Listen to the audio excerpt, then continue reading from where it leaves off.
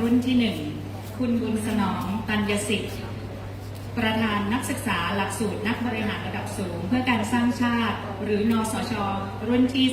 14คุณวัชนะบุญชัยประธานนักศึกษาหลักสูตร EEC รุ่นที่1คุณภัคมลธรรมสิริทรัพย์ประธานเจ้าหน้าที่บริหารนักศึกษาหลักสูตรนักบริหารระดับสูงเพื่อการสร้างชาติหรือนสช.รุ่นที่15ท่านผู้อำนวยการและครูอาจารย์จากโรงเรียนต่างๆในจังหวัดขอนแก่นและจังหวัดใกล้เคียงคณะนักศึกษาหลักสูตรนักบริหารระดับสูงเพื่อการสร้างชาติผู้มีเกียรติจากจังหวัดขอนแก่นและทั่วประเทศรวมทั้งเยาวชนสร้างชาติที่มาร่วมค่ายทุกท่านดิฉันนางสาวเจริญขวัญพงประดิษฐ์เลขาธิการนักศึกษาหลักสูตรนักบริหารระดับสูงเพื่อการสร้างชาติรุ่นที่16ขอรับหน้าที่เป็นพิธีกรในวันนี้ค่ะ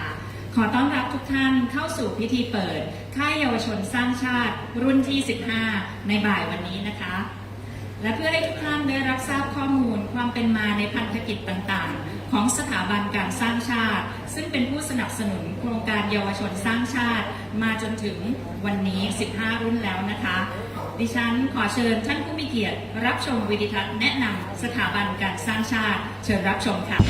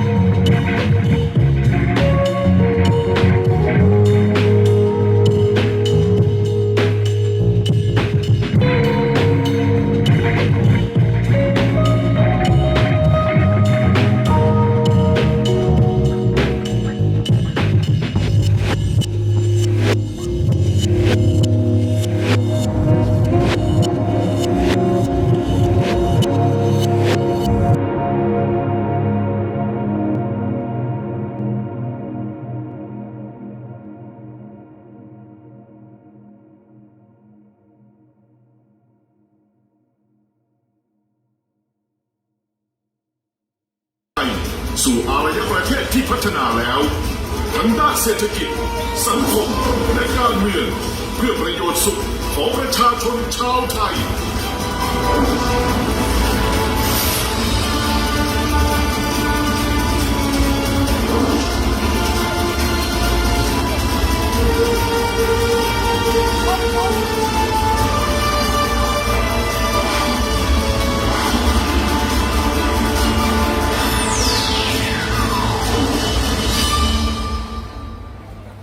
ขอเสียงปรบมือให้กับคลิปของสถาบันการสร้างชาติด้วยค่ะ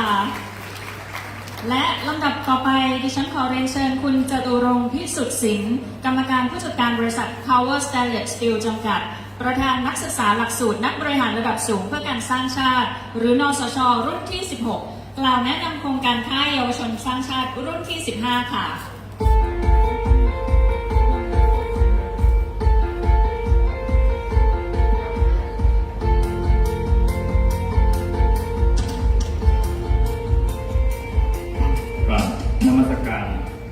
เจ้าเรียนศาสตราจารย์ดร.เกรียงศักดิ์เจริญวงศ์ศักดิ์ประธานสถาบันการสร้างชาติ พระราชรัตนวัชรบัณฑิตรองศาสตราจารย์ด็อกเตอร์รองอธิการบดีมหาวิทยาลัยมหาจุฬาลงกรณราชวิทยาลัยวิทยาเขตขอนแก่นคุณพัฒรานิชผู้ที่เรืองศักดิ์ประธานนักศึกษาหลักสูตรนักบริหารระดับสูงเพื่อการสร้างชาติรุ่นที่1คุณบุญสนองตัญญสิทธิ์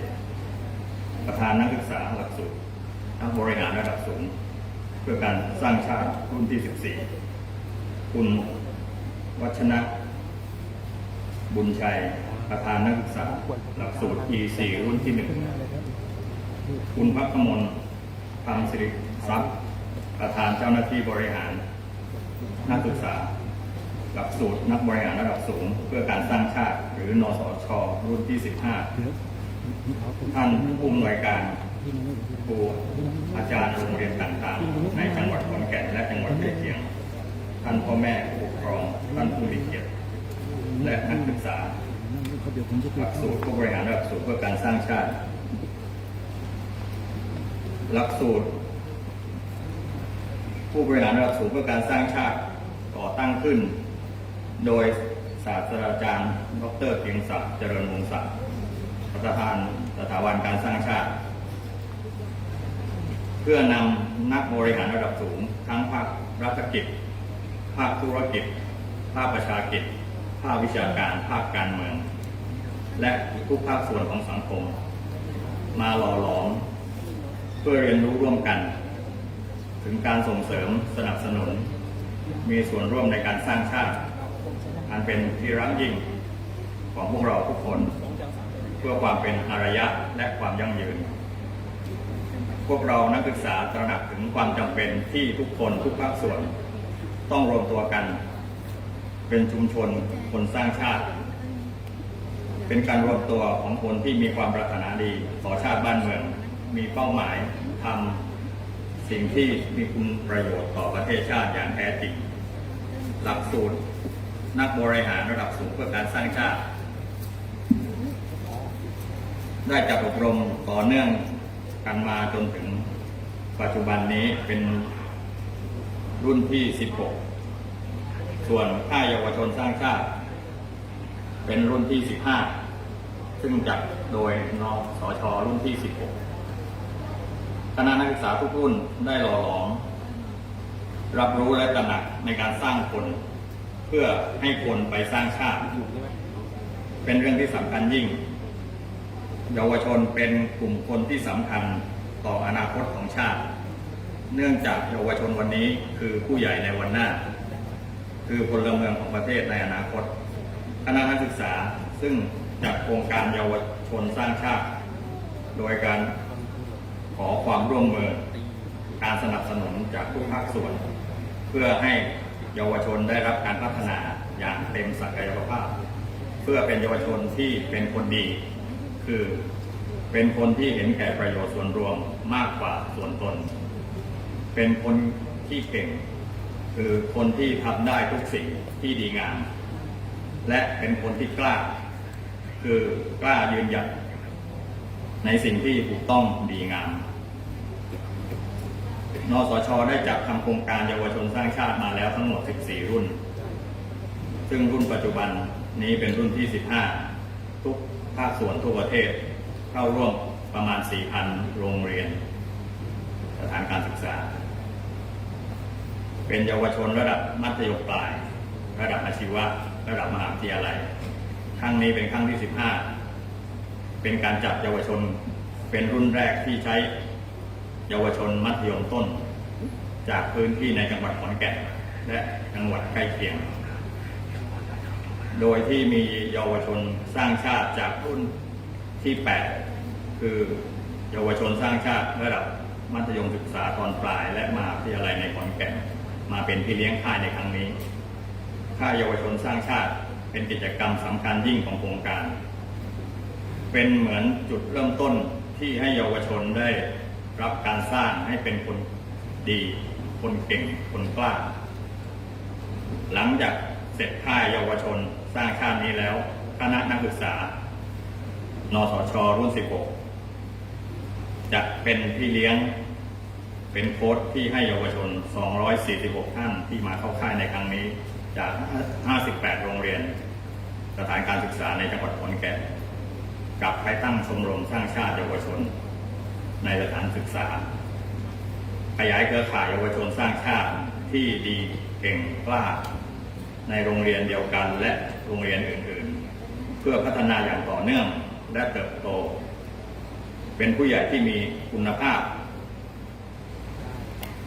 ดังบุตรเมล็ดพันธุ์ที่จะเจริญงอกงามรวมตัวกันของเยาวชนรุ่นใหม่ที่มีคุณภาพที่มีใจส่วนรวมเพื่อประเทศชาติในค่ายครั้งนี้นอกจากเยาวชนสร้างชาติระดับมัธยมต้นที่มาร่วมแล้วยังมีผู้อำนวยการคุณครูอาจารย์จากสถาบันการศึกษามาร่วมในค่ายนี้ด้วยจาก 58 สถาบันโดยมีการอบรมให้ความรู้แก่ผู้บริหารและคุณครูที่มาร่วมควบคู่กันไปและก็มีค่ายของพ่อแม่ผู้ปกครองของเยาวชนที่มาร่วมอบรมพ่อแม่สร้างชาติและก็มีพระสงฆ์ในจังหวัดขอนแก่นที่มาร่วมอบรมพระสร้างชาติโครงการเยาวชนสร้างชาติรุ่นที่ 15 ตั้งใจจะฝึกฝนสนับสนุนให้เยาวชนรู้ถึงคุณค่าความสำคัญของตนเองที่มีต่อครอบครัวสังคมและประเทศชาติพัฒนาศักยภาพของตนเองพัฒนาความเป็นผู้นำโดยฝึกริเริ่มดำเนินโครงการ Cap Cornerstone CCS ที่จะใช้นวัตกรรมเพื่อในการแก้ไขปัญหาและพัฒนาทั้งชุมชนและโรงเรียนและสังคมตามความถนัดตามความสามารถกับผมในนามของนักศึกษานักบริหารระดับสูงเพื่อการสร้างชาติหวังเป็นอย่างยิ่งว่าท่านผู้บริหารระดับสูงทั้งภาครัฐภาคธุรกิจภาคเอกชนรวมทั้งผู้อำนวยการผู้บริหารครูคุณครูและอาจารย์โรงเรียนและผู้ปกครองเยาวชนในพื้นที่จะยินดีสนับสนุนส่งเสริมนักเรียนนักศึกษาในจังหวัดของท่านตามสถานการศึกษาของท่านเพื่อให้บุตรหลานของท่านเป็นเยาวชนที่อยู่ในโครงการได้พัฒนาอย่างต่อเนื่องและจะต้องจารึกประวัติศาสตร์ชาติไทยจะบันทึกไว้ว่าทุกท่านก็คือผู้มีส่วนร่วมในการกำเนิดเครือข่ายเยาวชนคนดีเก่งกล้าเพื่อการสร้างชาติอย่างยั่งยืนสืบไปขอบพระคุณครับขอขอบพระคุณคุณจตุรงค์พิสุทธิ์สินเป็นอย่างสูงค่ะและลำดับต่อไปขอเชิญผู้มีเกียรติชมวิดีทัศน์โครงการเยาวชนสร้างชาติรุ่นที่ 1 ถึงรุ่นที่ 14 ที่จัดขึ้นสำหรับนักเรียนมัธยมศึกษาตอนปลายวิทยาลัยและมหาวิทยาลัยในกรุงเทพและปริมณฑล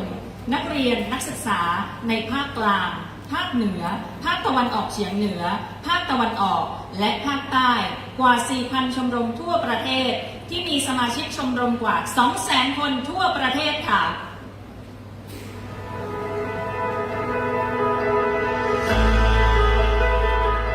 โครงการค่ายเยาวชนสร้างชาติจะฝึกให้เยาวชนมีความสำนึกในการใช้ชีวิตที่มีคุณค่า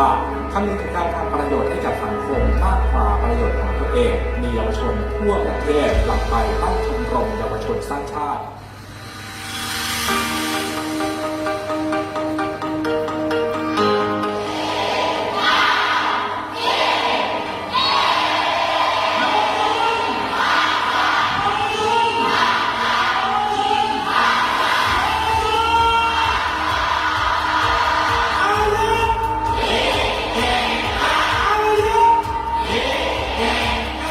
เปลี่ยนความคิดชีวิตจะเปลี่ยนแน่ไม่มีใครสามารถฝืนความคิดได้เปลี่ยนความคิดเธอแล้วเปลี่ยนชีวิตแล้วเราจะมีผลต่อโลก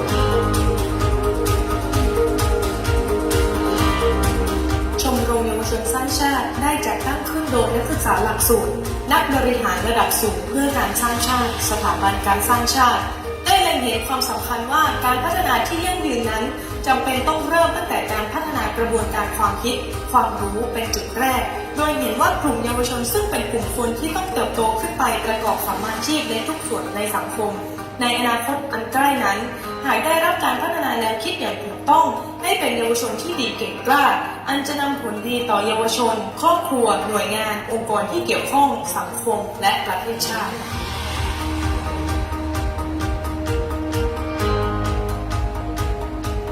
วัตถุประสงค์ของชมรมเยาวชนสร้างชาติ 1. เพื่อวางรากฐานแนวคิดความรู้มีค่านิยมในการดำเนินชีวิตทุกเรื่องอย่างถูกต้อง เกิดประโยชน์ต่อตนเอง ผู้อื่น และสังคมโดยส่วนรวม 2. เพื่อปลุกจิตสำนึกให้เยาวชนใช้ชีวิตอยู่อย่างพอเพียงและมีความซื่อสัตย์สุจริตต่อตนเองและสังคม 3. เพื่อพัฒนาเยาวชนอย่างเป็นระบบ ส่งผลให้เยาวชนมีส่วนร่วมในการพัฒนาสังคมและประเทศชาติ 4. เพื่อสร้างเครือข่ายเยาวชนสร้างชาติที่มีความเข้มแข็งในการทำกิจกรรมที่มีประโยชน์ต่อสถานศึกษาและสังคมไทย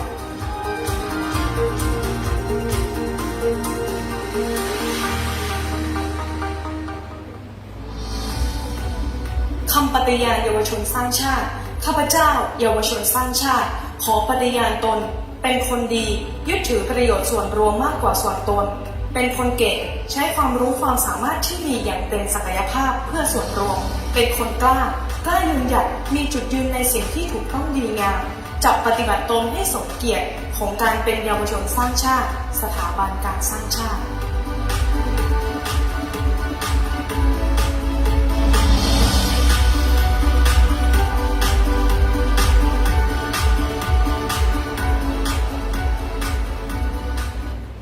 ค่ะและนั่นคือทั้งหมดของโครงการเยาวชนสร้างชาติตั้งแต่รุ่น 1 จนถึงรุ่นที่ 14 ที่ผ่านมาค่ะ และลำดับต่อไปขอเรียนเชิญคุณชัยรัตน์บุญส่ง ประธานเจ้าหน้าที่บริหาร นักศึกษาหลักสูตร นักบริหารระดับสูงเพื่อการสร้างชาติ หรือนสช.รุ่นที่ 16 จะได้กล่าวขอบคุณผู้มีส่วนในการจัดค่ายเยาวชนสร้างชาติในครั้งนี้ค่ะ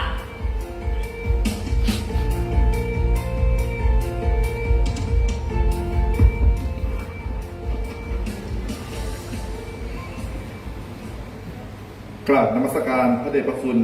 พระราชพัฒนวัชรบัณฑิตรองศาสตราจารย์ดร.รองอธิการบดีมหาวิทยาลัยจุฬาลงกรณราชวิทยาลัยวิทยาเขตขอนแก่นรองเจ้าคณะจังหวัดขอนแก่นกราบนมัสการพระคุณเจ้าเรียนศาสตราจารย์ดร.เกรียงศักดิ์เจริญวงศ์ศักดิ์ประธานสถาบันการสร้างชาติพันตำรวจตรีมานิตเกตบัวขาวสารวัตรปราบปรามผู้แทนผู้การสถานีตำรวจภูธรเมืองขอนแก่นคุณพัฒนิตพุทธิเรืองศักดิ์ประธานนักศึกษาหลักสูตรนักบริหารระดับสูงเพื่อการสร้างชาติรุ่นที่ 1คุณวัชนะบุญชัยประธานนักศึกษาหลักสูตร EEC รุ่นที่ 1คุณประสนองตัญญสิทธิ์ประธานนักศึกษาหลักสูตรนักบริหารระดับสูงเพื่อการสร้างชาติรุ่น 14คุณภักมลธรรมสิริทรัพย์ประธานเจ้าที่บริหารนักศึกษาหลักสูตรนักบริหารระดับสูงเพื่อการสร้างชาติรุ่น 15พลตำรวจตรีวสันต์บุญเจริญประธานอำนวยการนักศึกษาหลักสูตรนักบริหารระดับสูงเพื่อการสร้างชาติรุ่น 17ท่านผู้อำนวยการครูอาจารย์จากโรงเรียนในสังกัดจังหวัดขอนแก่นท่านผู้ปกครองแขกผู้มีเกียรติคณะนักศึกษาหลักสูตร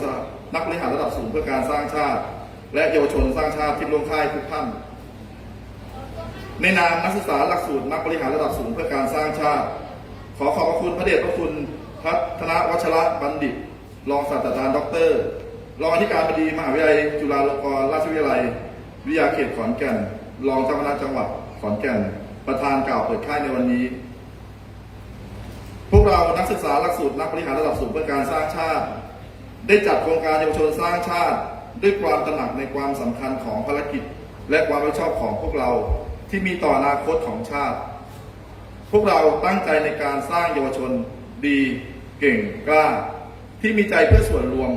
เหนือส่วนตนและเรามีความยินดีที่ท่านผู้อำนวยการท่านผู้บริหารและครูอาจารย์ของสถาบันการศึกษาในจังหวัดขอนแก่นได้เล็งเห็นประโยชน์ของโครงการนี้และสละเวลามาร่วมโครงการในวันนี้เราหวังเป็นอย่างยิ่งว่าจะได้มีโอกาสทำงานร่วมกับทุกท่านเพื่อร่วมกันทำให้โครงการเยาวชนสร้างชาติให้เป็นประโยชน์และบรรลุวัตถุประสงค์อย่างดียิ่งต่อไป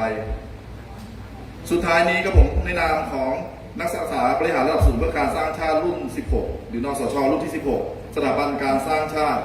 ต้องขอขอบพระคุณ พระราชพัฒนวัชรบัณฑิตรองศาสตราจารย์ดร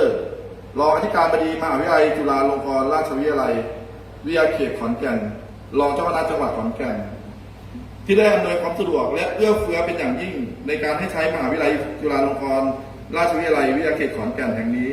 จัดค่ายเยาวชนสร้างชาติรุ่นที่ 15 ในครั้งนี้ทำให้การจัดค่ายในครั้งนี้เป็นไปอย่างราบรื่นและตามวัตถุประสงค์ขอบคุณพระคุณเจ้าทุกรูปขอขอบคุณท่านศาสตราจารย์ดร.เกียรติศักดิ์เจริญวงศ์ศักดิ์ประธานสถาบันการสร้างชาติขอบคุณแขกผู้มีเกียรติทุกท่านและขอบคุณพี่ๆนสช.ทุกท่านทุกรุ่นเป็นอย่างสูงขอขอบคุณครับ ขอขอบพระคุณคุณชัยรัตน์บุญส่งประธานเจ้าหน้าที่บริหารนักศึกษาหลักสูตรนักบริหารระดับสูงเพื่อการสร้างชาติรุ่นที่ 16 ค่ะในเวลานี้เป็นเวลาอันดีกราบอาราธนาพระเดชพระคุณพระราชพัฒนวัชรบัณฑิตรองศาสตราจารย์ด็อกเตอร์รองอธิการบดีมหาวิทยาลัยมหาจุฬาลงกรณราชวิทยาลัยวิทยาเขตขอนแก่นกล่าวเปิดค่ายเยาวชนสร้างชาติรุ่นที่ 15 กราบอาราธนาพระคุณเจ้าค่ะ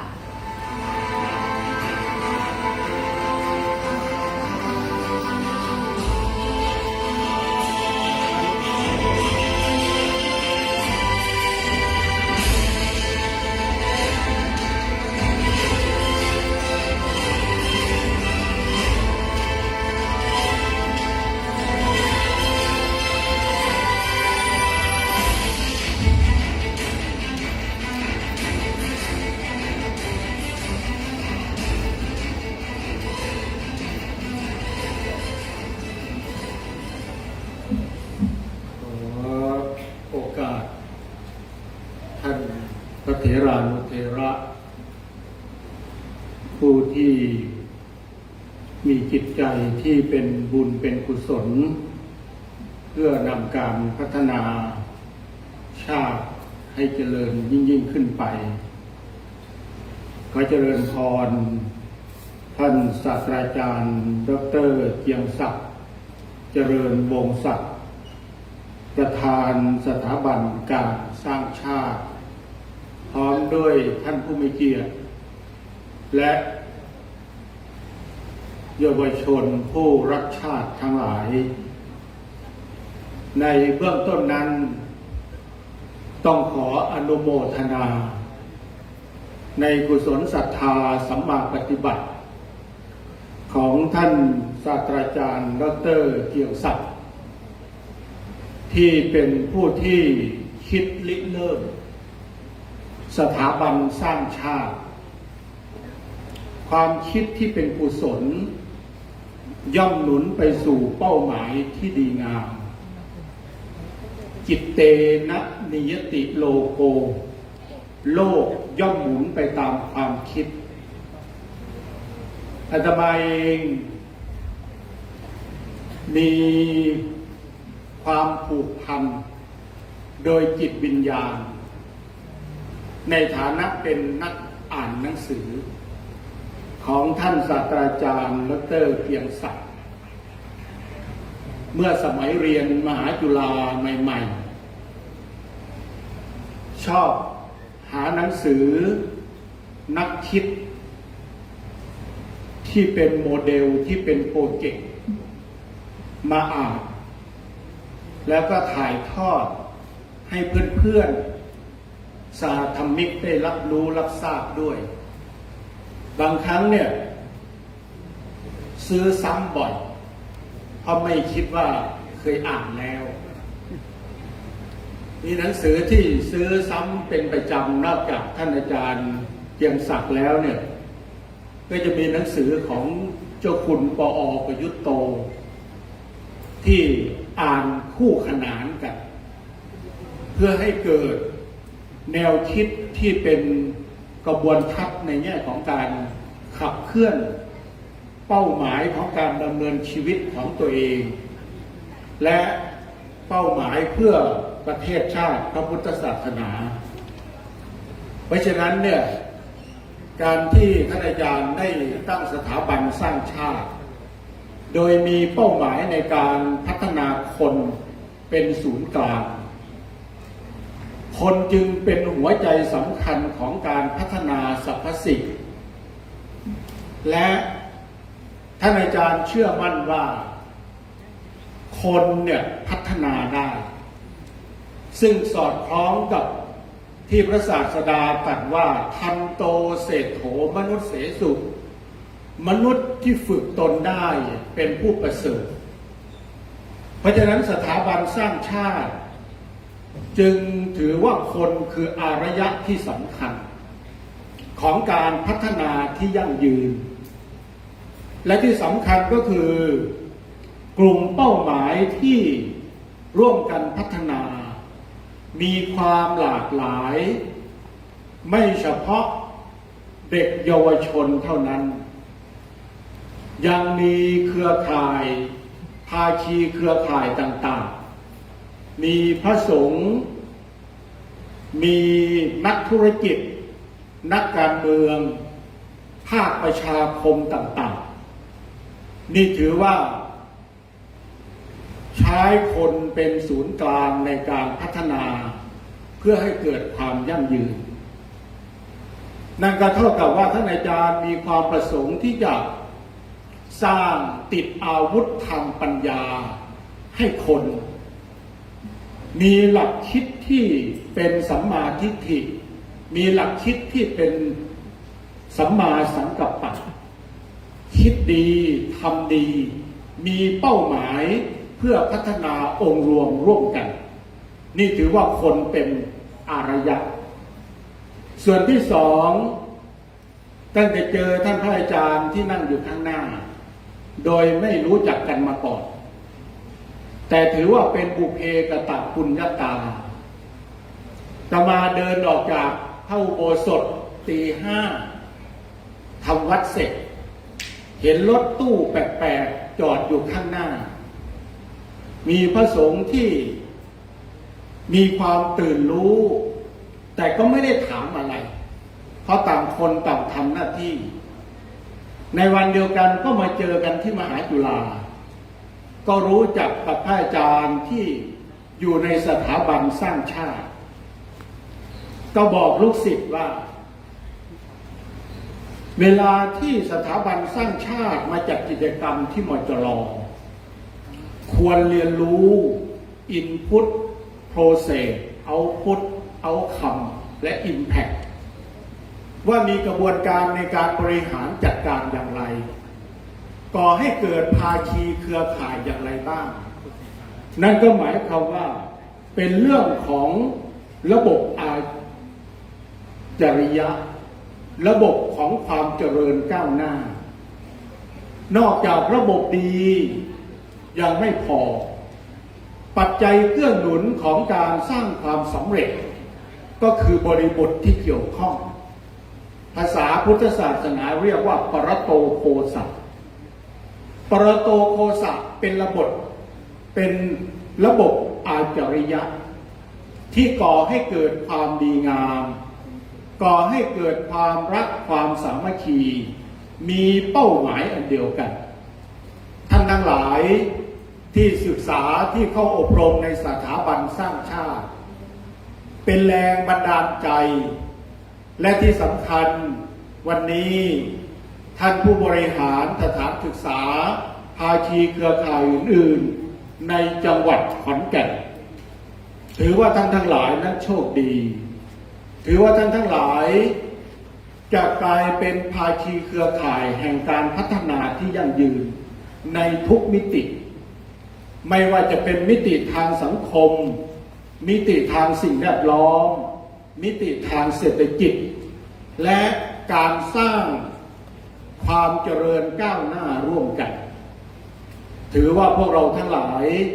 มาร่วมคิดร่วมทำร่วมนำเพื่อการเปลี่ยนแปลงเพื่อก่อให้เกิดโมเดลที่ดีจะเห็นได้ว่าเท่าที่ดูจากวิดีทัศน์ที่นำเสนอสถาบันสร้างชาติ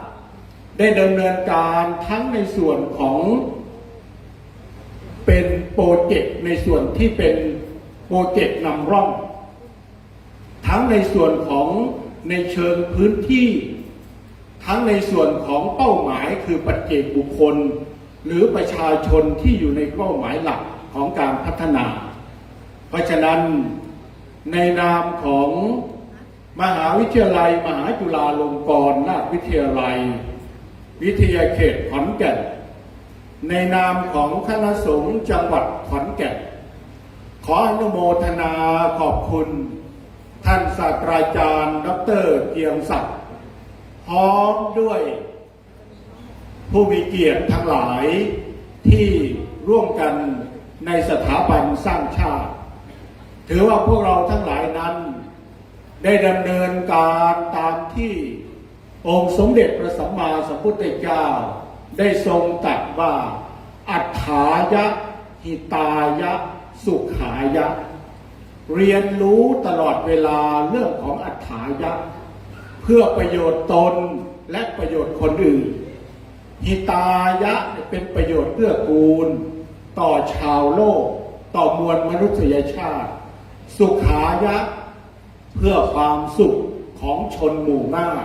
เพื่อความเจริญเพื่อการพัฒนาที่ยั่งยืนขออานุภาพแห่งคุณงามความดีอานุภาพของคุณพระศรีรัตนตรัยจงอำนวยพรให้พวกเราทุกรูปทุกท่านเจริญในร่มธรรมขององค์สมเด็จพระสัมมาสัมพุทธเจ้าตลอดกาลและนานเทอญ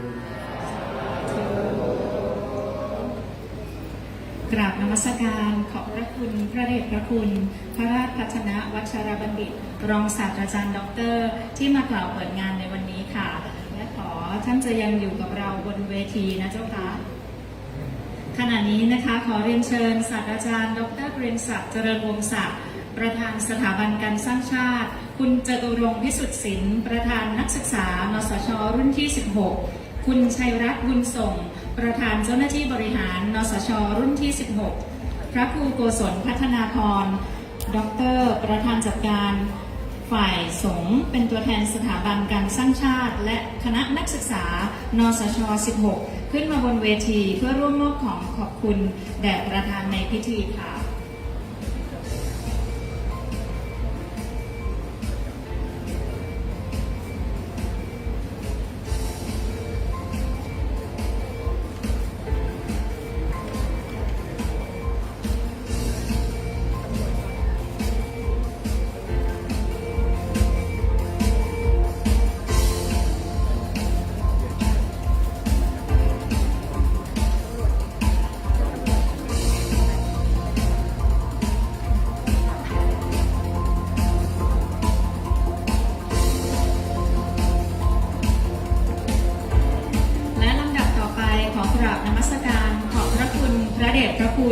รองศาสตราจารย์ดร.วิทยาทองดีผู้ช่วยอธิการบดีฝ่ายกิจการทั่วไปค่ะ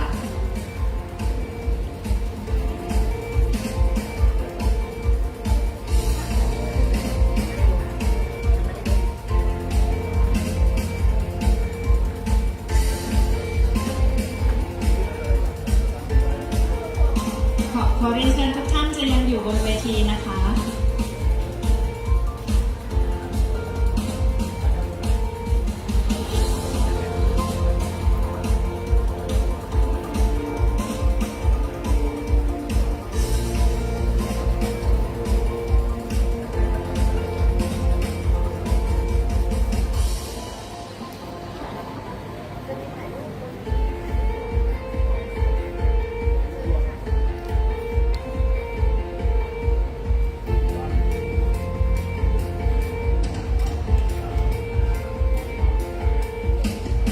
และลำดับต่อไปขอขอบพระคุณพลตำรวจตรีมานิตเกตบัวขาวผู้แทนจากสถานีตำรวจภูธรเมืองขอนแก่นค่ะ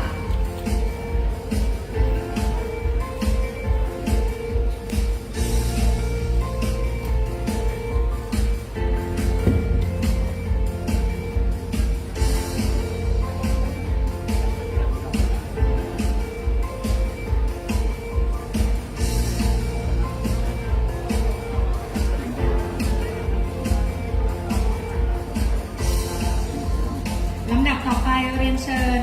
นักศึกษานสช.รุ่นที่ 16ทุกท่านขึ้นถ่ายภาพบนเวทีค่ะ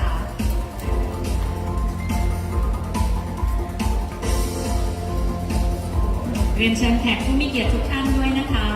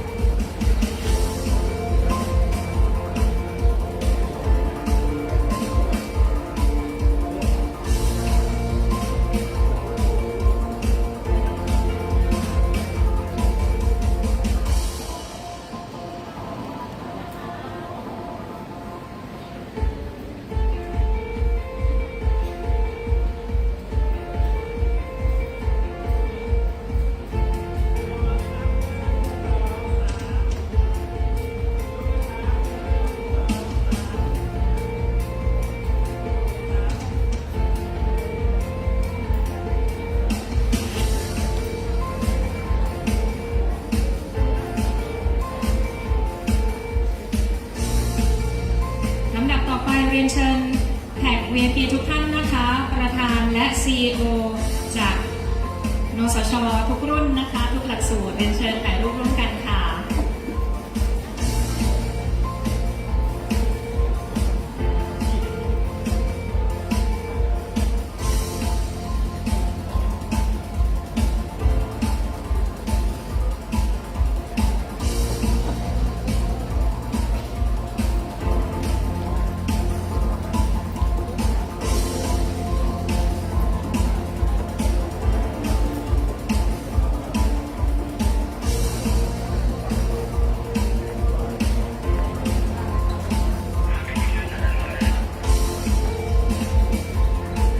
พี่สามารถอยู่ด้านหน้าได้นะคะ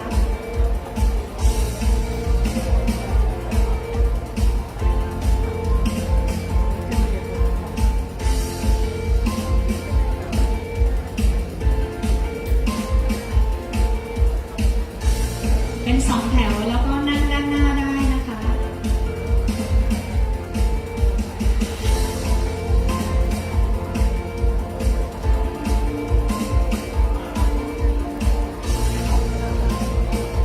ช่างภาพเห็นหมดหรือเปล่าคะขอขยับมาตรงกลางนิดนึงนะคะ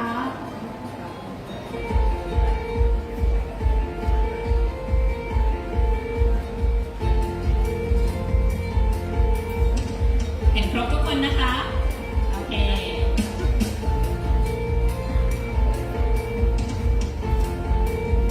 ขอเป็นภาพนิ่ง1 ภาพก่อนนะคะ 3 4 ขอเป็นดีแท้ค่ะ 3 4 ขอเป็นเย่1 ภาพนะคะหนุ่มพี่ไม่ต้องนะเจ้าค่ะ เย่ และจะมีการถ่ายภาพรวมร่วมกันกับที่ประชุมด้านล่างนะคะ ขออนุญาตเรียนเชิญผู้มีเกียรติบนเวทีกรุณาลงมายืนด้านล่างนะคะ เพื่อถ่ายภาพร่วมกันเป็นเกียรติประวัติกับน้องๆเยาวชนสร้างชาติทั้งห้องประชุมแห่งนี้ค่ะ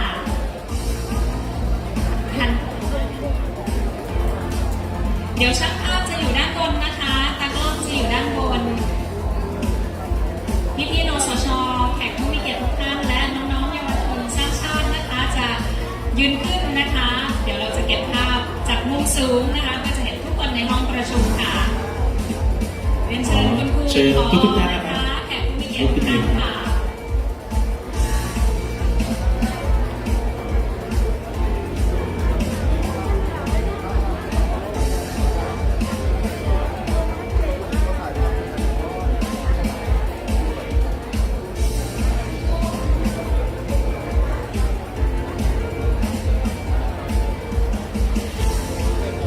เยาวชนสร้างชาติยกธงนะฮะยกธงกลุ่มขึ้นมาเลยครับตัวแทนโชว์ชื่อกลุ่มเลยนะครับธงอยู่ไหนธงอยู่ไหน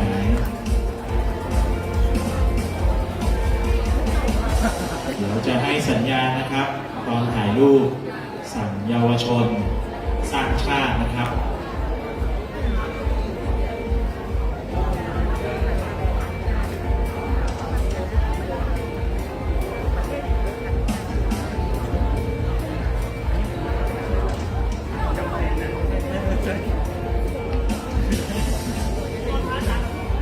ก็จะเป็นภาพประวัติศาสตร์ร่วมกันนะคะสำหรับการทำค่ายเยาวชนสร้างชาติ ซึ่งเป็นชั้นมัธยมต้นนะคะเป็นรุ่นแรกนะคะเรียนเชิญพี่ๆทุกท่านนะคะแขกผู้มีเกียรติน้องๆทุกคนยืนขึ้นนะ ขอพระคุณเจ้ามาทำกันนะครับพระคุณเจ้าอยู่ตรงกลางนะครับโอเคครับ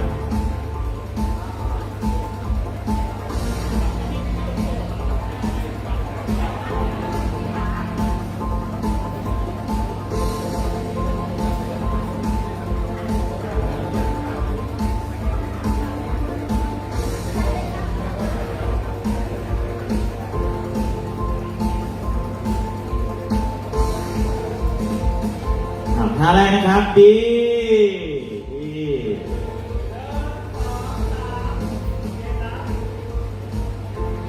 งาม จริงโอเคครับอัดวิดีโอเลยครับโอเคครับพร้อมให้สัญญาณนะครับ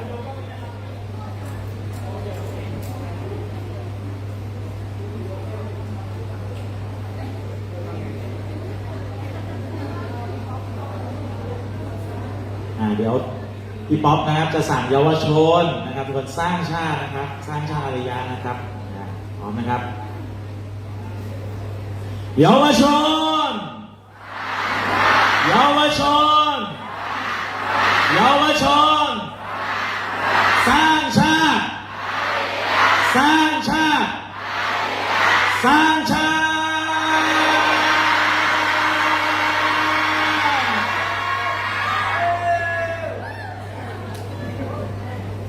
โอเคครับขอบพระคุณมากนะครับขอบพระคุณทุกภาคส่วนนะครับในวันนี้ขอบพระคุณทุกท่านค่ะ บางทีอะ และในลำดับต่อไปนะคะ ขอเชิญท่านผู้มีเกียรติทุกท่านนะคะ จะยังคงอยู่กับเรานะคะ นาทีต่อจากนี้ไปเป็นนาทีที่น่าตื่นเต้นนะคะ เรากำลังจะพบกับ Special Talk สุดพิเศษจริงๆนะคะ ในหัวข้อความจำเป็นของการสร้างชาติ โดยศาสตราจารย์ดร.เกรียงศักดิ์เจริญวงศ์ศักดิ์หรือดร.แดนประธานสถาบันการสร้างชาติของเรานะคะวันนี้ค่ะจะเป็นรูปแบบใหม่เป็นรูปแบบของการสัมภาษณ์พิเศษนะคะเวลานี้ขออนุญาตนะคะเชิญผู้ดำเนินรายการคนพิเศษนะคะขอเสียงปรบมือต้อนรับพี่ป๊อปสุภชัยค่ะสวัสดีครับสวัสดีครับนี่คือ Special Talk นะครับเป็นรายการที่เราได้ร่วมกันคิดนะครับว่าการพูดคุยของอาจารย์แดนเนี่ยนะครับจะต้องพิเศษสุดๆนะครับแต่ก่อนที่จะไปถึง Special Talk นะครับอยากให้บรรยากาศเป็นบรรยากาศแบบผ่อนคลายนะครับเนื่องจากน้องๆเนี่ยก็เป็นน้องๆเยาวชนนะฮะพอฟังอะไรไปแบบวิชาการไปสักโอ้โหครึ่งชั่วโมงนี่ตาจะปิดนะครับเพราะฉะนั้นเดี๋ยวเรานะครับมาให้บรรยากาศในห้องประชุมนี้ผ่อนคลายนะครับโดยการอยากจะให้น้องๆได้มาเต้นกันนะครับพี่ๆนสช.ทุกท่านนะครับอยากจะเต้นร่วมกันก็ได้หรือคณะอาจารย์สามารถเต้นด้วยกันได้นะครับเพลงนี้เต้นด้วยกันได้หมดเลยนะครับเราจะมีวิดีโอนะครับดูให้ทุกคนได้ดูและเต้นตามนะครับสั้นๆประมาณสัก2 นาทีนะครับเพื่อให้ร่างกายของเรานะครับกระชับกระเฉงมากยิ่งขึ้นนะครับเชิญแล้วทุกคนนะครับน้องๆเยาวชนนะลุกขึ้นยืนนะครับเดี๋ยวเราจะเปิดเพลงแล้วเต้นตามด้วยนะเต้นตามมันทำท่าไหนทำท่านั้นเลย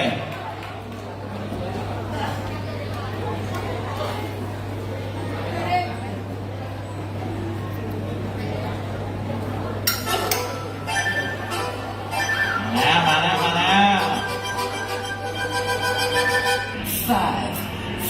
ทำท่าตาม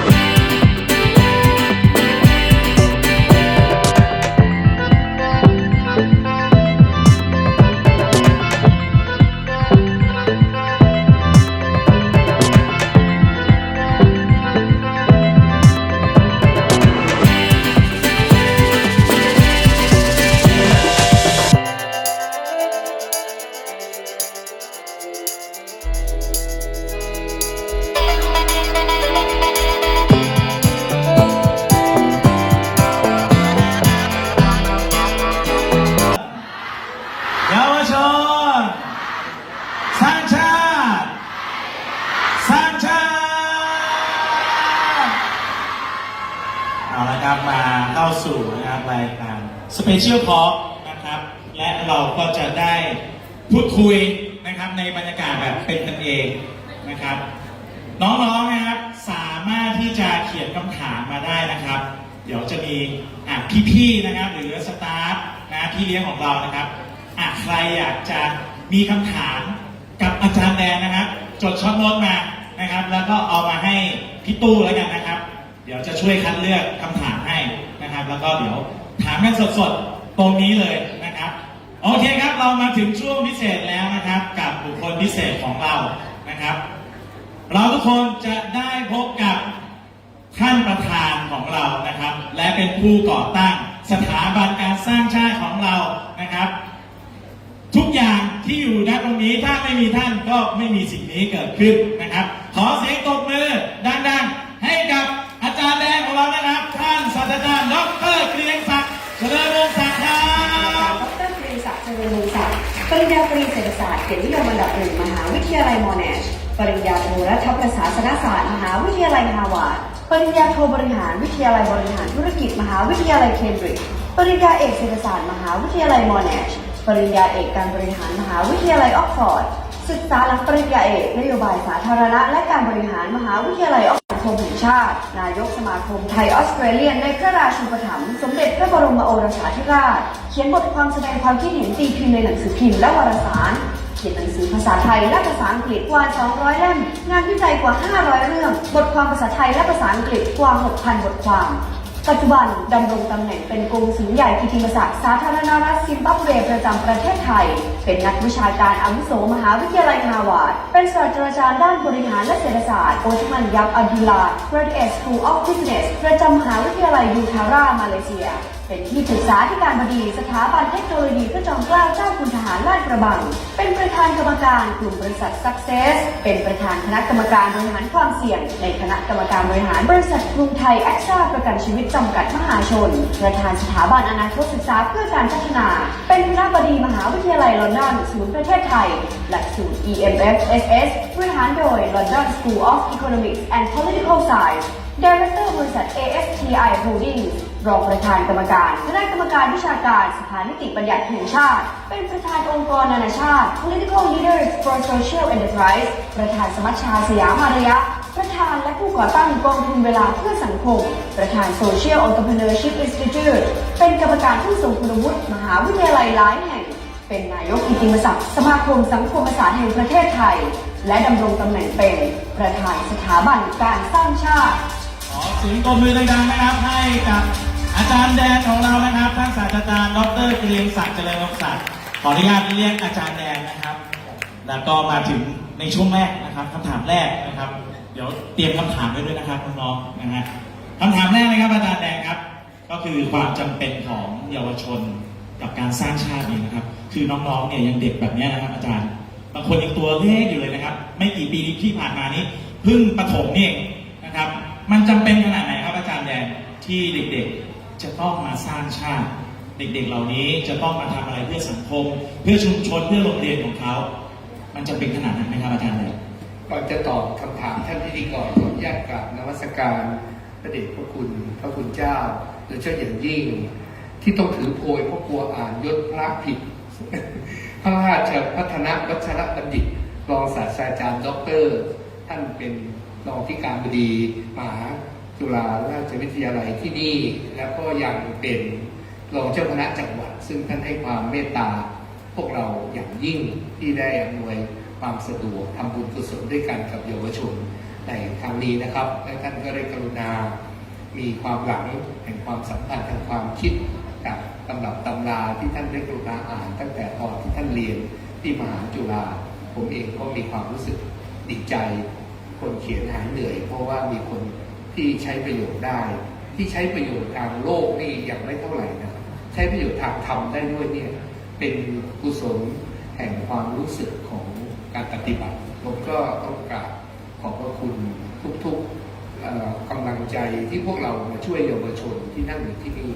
แต่ก็ขอกล่าวเริ่มต้นขอบคุณพระอาจารย์หลวงพี่ทุกรูปที่นั่นเรียกกันหลวงพี่หมดเพราะว่ารักใคร่กันเหมือนพี่เหมือนน้อง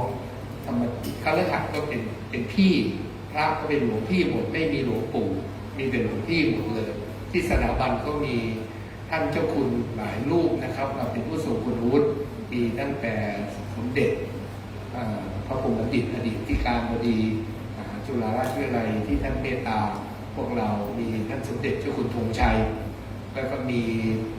พระอีกมากมายเลยนะครับที่มาช่วยกันแล้วก็มาอยู่ร่วมเป็นกำลังแข็งขันในสถาบันอย่างที่เห็นเป็นรูปธรรมในวันนี้ก็คือ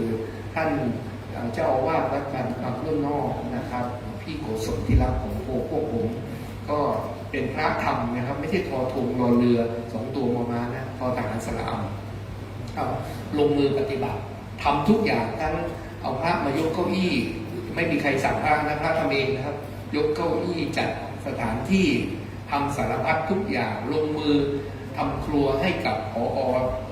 ได้ทานอาหารกลางวันนั้นฝีมือพระนะครับไม่ใช่ฝีมือคนอื่นเลยนะครับปลาสลิดที่ทอดเนี่ยมาจากในสมุทรปราการวัดที่หลวงพี่อยู่บริเวณนั้นมีหลวงพี่พานุหลวงพี่นุ่มหลวงพี่อีกมากมายเลยครับหลวงพี่ใหญ่หลวงพี่ชื่อไม่หมดสิ้นเลยครับที่เป็นกำลังสำคัญที่ทำให้พวกเรามีกำลังใจแล้วก็มีคฤหัสถ์นะครับคือพี่ๆซึ่งเป็นกรรมการรุ่น16ที่ขยันหมั่นเพียรทุ่มเทแรงกายแรงใจแรงทรัพย์ทั้งหมดที่เกิดขึ้นนี้มาจากใจทั้งสิ้นแล้วก็มีรุ่น17ที่มาร่วมงานในรุ่นอื่นๆที่มาให้กำลังใจอันนี้ถือเป็นนิมิตหมายอันดีนะครับที่ผู้ใหญ่เนี่ยไม่ได้สนใจตัวเองคนเหล่านี้อายุก็ไม่น้อยนะครับส่วนใหญ่ก็อายุน้อยกว่าผมแต่ว่ามีบางคนอาจจะพอๆกับผมนะครับผมก็ปีหน้า70นะครับก็พูดจากประสบการณ์ชีวิตว่าพอคนเรามาถึงอายุขนาดนี้เรามองกลับไปว่าอะไรมีค่าที่สุดเราเริ่มตกผลึกแล้วก็อยากจะมาถ่ายทอดวันนี้ว่าวันนี้น้องๆที่เป็นเยาวชนนั่งอยู่ที่นี่เนี่ยมีผู้ใหญ่เอาใจช่วยอยู่เต็มเลยไม่ได้ในสังคมนี้ไม่ได้มีแต่ผู้ใหญ่ซึ่งไม่ใส่ใจเด็กเยาวชนนะครับมีผู้ใหญ่ส่วนหนึ่งที่ใส่ใจรักเหมือนลูกหลานหวังดีไม่รู้ว่าเราอยากจะถ่ายทอดทิ้งอะไรไปให้ก็ทิ้งของดีๆไว้ในตัวเยาวชนเป็นบรรยากาศซึ่งที่ดีที่สุดที่สังคมไทยควรเป็นทุกที่ทุกมุมเราผมเคยพูดบ่อยๆนะครับท่านพิธีกรว่าสังคมหนึ่งมี3 วัยวัยใหญ่วัยกลางวัยใหม่เรียกอย่างนี้แล้วกันนะครับวัยใหญ่เนี่ยเป็นคนเริ่มมีทรัพย์แล้วเพราะว่าใช้เวลายาวนานพอมีทรัพย์มากน้อยไม่เป็นไรแต่พอมีนะครับพอมีเวลาก็มักจะไม่ค่อยได้ทำงานแบบเต็มที่ในวัยงานแล้วใช่ไหมครับแรงไม่ค่อยดีร่างกายไม่ค่อยมีแรงแล้วก็อาจจะขาดบางเรื่องวัยกลางเนี่ยนะครับจะเป็นคนที่ทำงานอยู่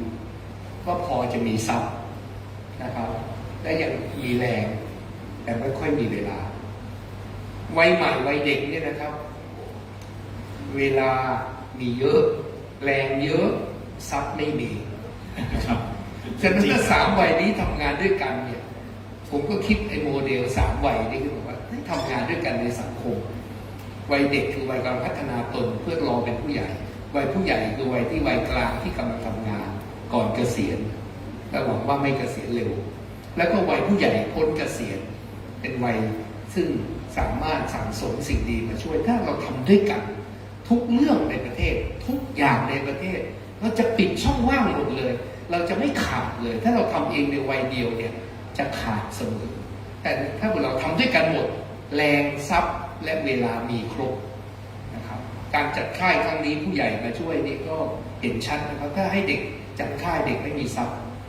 จัดค่ายครั้งหนึ่งที่ใช้เงินมหาศาลเสมอนะครับเราจัดมาหมดประเทศไทย 4,500 ชมรมโอ้โหใช้แรงทรัพยากรมหาศาลเลยนะครับที่มาจากไม่ใช่เงินหลวงไม่ได้เกิดจากใครเกิดจากจิตกุศลจิตของนักศึกษาผู้เข้าร่วมแล้วก็ออกแรงไปอย่างมากมายช่วยกันทำฉะนั้นก็ต้องขออนุโมทนาสิ่งดีที่พวกเราทำให้กับเยาวชนในห้องนี้เพราะเขาคือของมีค่ายิ่งที่พวกเราเนี่ยอยากจะส่งต่อสิ่งดีๆให้ดังนั้นจึงขอเริ่มต้นของคุณคนที่ช่วยให้เกิดเป็นบันไดชีวิต ผมมีทฤษฎีบันไดชีวิตนะครับถ้าใครอยากฟังวันหลังไปที่สถาบันบันไดหลักๆมี9บันไดที่มนุษย์เราเนี่ยสามารถก้าวและทำให้เราขึ้นที่สูงได้บันไดชีวิตสำคัญมากเพราะถ้ามีบันไดเราขึ้นสูงเองอาจจะลำบากดังนั้นมนุษย์เราเป็นบันไดให้กันและกันได้ผู้ใหญ่ต้องเป็นบันไดให้เด็กตอนผมเป็นเด็กผมมีความรู้สึกว่าผู้ใหญ่จำนวนหนึ่งไม่ค่อยใส่ใจเด็กนะครับเผลอๆตัวเองขึ้นไปที่สูงได้เสร็จชักบันไดหนีอีกให้เด็กขึ้นไม่ได้แล้วก็ไม่รู้จะทำยังไงไม่ช่วยกันผมก็ภาวนาตัวตอนผมเริ่มเป็นผู้ใหญ่ใหม่ๆตอนนั้นผมจบปริญญาเอกอายุ25มาจากต่างประเทศจบเร็วมากเลยนะครับเป็นนักเรียนทุนไปเรียนต่างประเทศกลับมาก็จบปริญญาเอกเป็นอาจารย์เป็นข้าราชการอาจารย์ก็ถือว่าเริ่มเป็นผู้ใหญ่แล้วมาสอนหนังสือคนละ25 ขวบก็มีความรู้สึกในใจว่าวันไหนผมอายุสัก5 60 70ผมก็จะเริ่มต้นเป็นบันไดให้เด็กเหยียบขึ้นไปเพื่อเด็กจะได้โอกาสมากกว่าผมเพราะงั้นผมต้องต่อบันไดเองนะครับจะทำความดีอะไรต้องต่อบันไดเองเรื่อยเลยไม่มีโอกาสเลยไม่ได้ทำเพื่อตัวเองเลยนะครับเพราะบันไดต้องต่อบันไดเองเลยนี่เราอยากจะสร้างบันไดให้เด็กทำความดีและทำสิ่งดีเพื่อเขาก็คิดในใจนะครับก็ไปชวนเพื่อนๆเนี่ยที่เป็นพี่น้องๆมาเรียนสถาบันเรียกเป็นพี่กันหมดเนี่ยมาทำบันไดให้เด็กเหยียบเพื่อเด็กจะง่ายกว่าเรา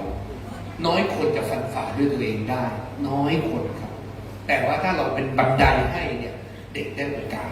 ดังนั้นวันนี้เราจะต่อบันไดให้เด็กทำอะไรไปทำเรื่องที่มีค่าที่สุดในความเป็นคน1 คนคือสร้างชาติ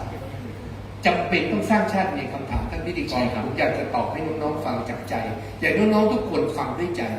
วันนี้ไม่ให้ฟังด้วยหูให้ฟังด้วยใจเสียงจากใจภายในที่เราได้ยินวันนี้เพราะไม่มีความปรารถนาดีใดมากไปกว่ากลั่นมาจากชีวิตทั้งชีวิตสรุปให้ไปพิจารณาไม่ได้บังคับให้พิจารณาว่าที่พูดมีเหตุมีผลไหมและเราควรจะใช้ชีวิตให้เกิดประโยชน์สุขอย่างไรความจริงแล้วนะครับน้องๆทุกคนมีชีวิตโดยเฉลี่ยต้องยืนยาวกว่าพวกเราจะสามารถใช้ชีวิตผ่านน้องได้แม้เราจะจากไปถ้าเราฝากไว้ในตัวน้องได้น้องก็ฝากต่อในคนอื่นต่อไปได้อีกเป็นรุ่นไม่สิ้นสุดเราก็จะสามารถถ่ายทอด DNA สิ่งดีทางจิตไหลไปเรื่อยๆไม่สิ้นสุดความดีมันก็ไม่หยุดอยู่ที่การที่เราจากไปแต่มันไหลต่อไปถึงคนอื่นๆสิ่งดีที่พวกเราทำวันนี้น้องไม่ต้องตอบแทนพวกเราเลยไม่ต้องคิดแม้แต่จะมาคืนพวกเราขอให้ช่วยคนต่อๆไปในรุ่นต่อไปเพื่อประเทศที่เรารักเป็นสังคมที่น่าอยู่ที่สุดที่โลกนี้พึงจะมีได้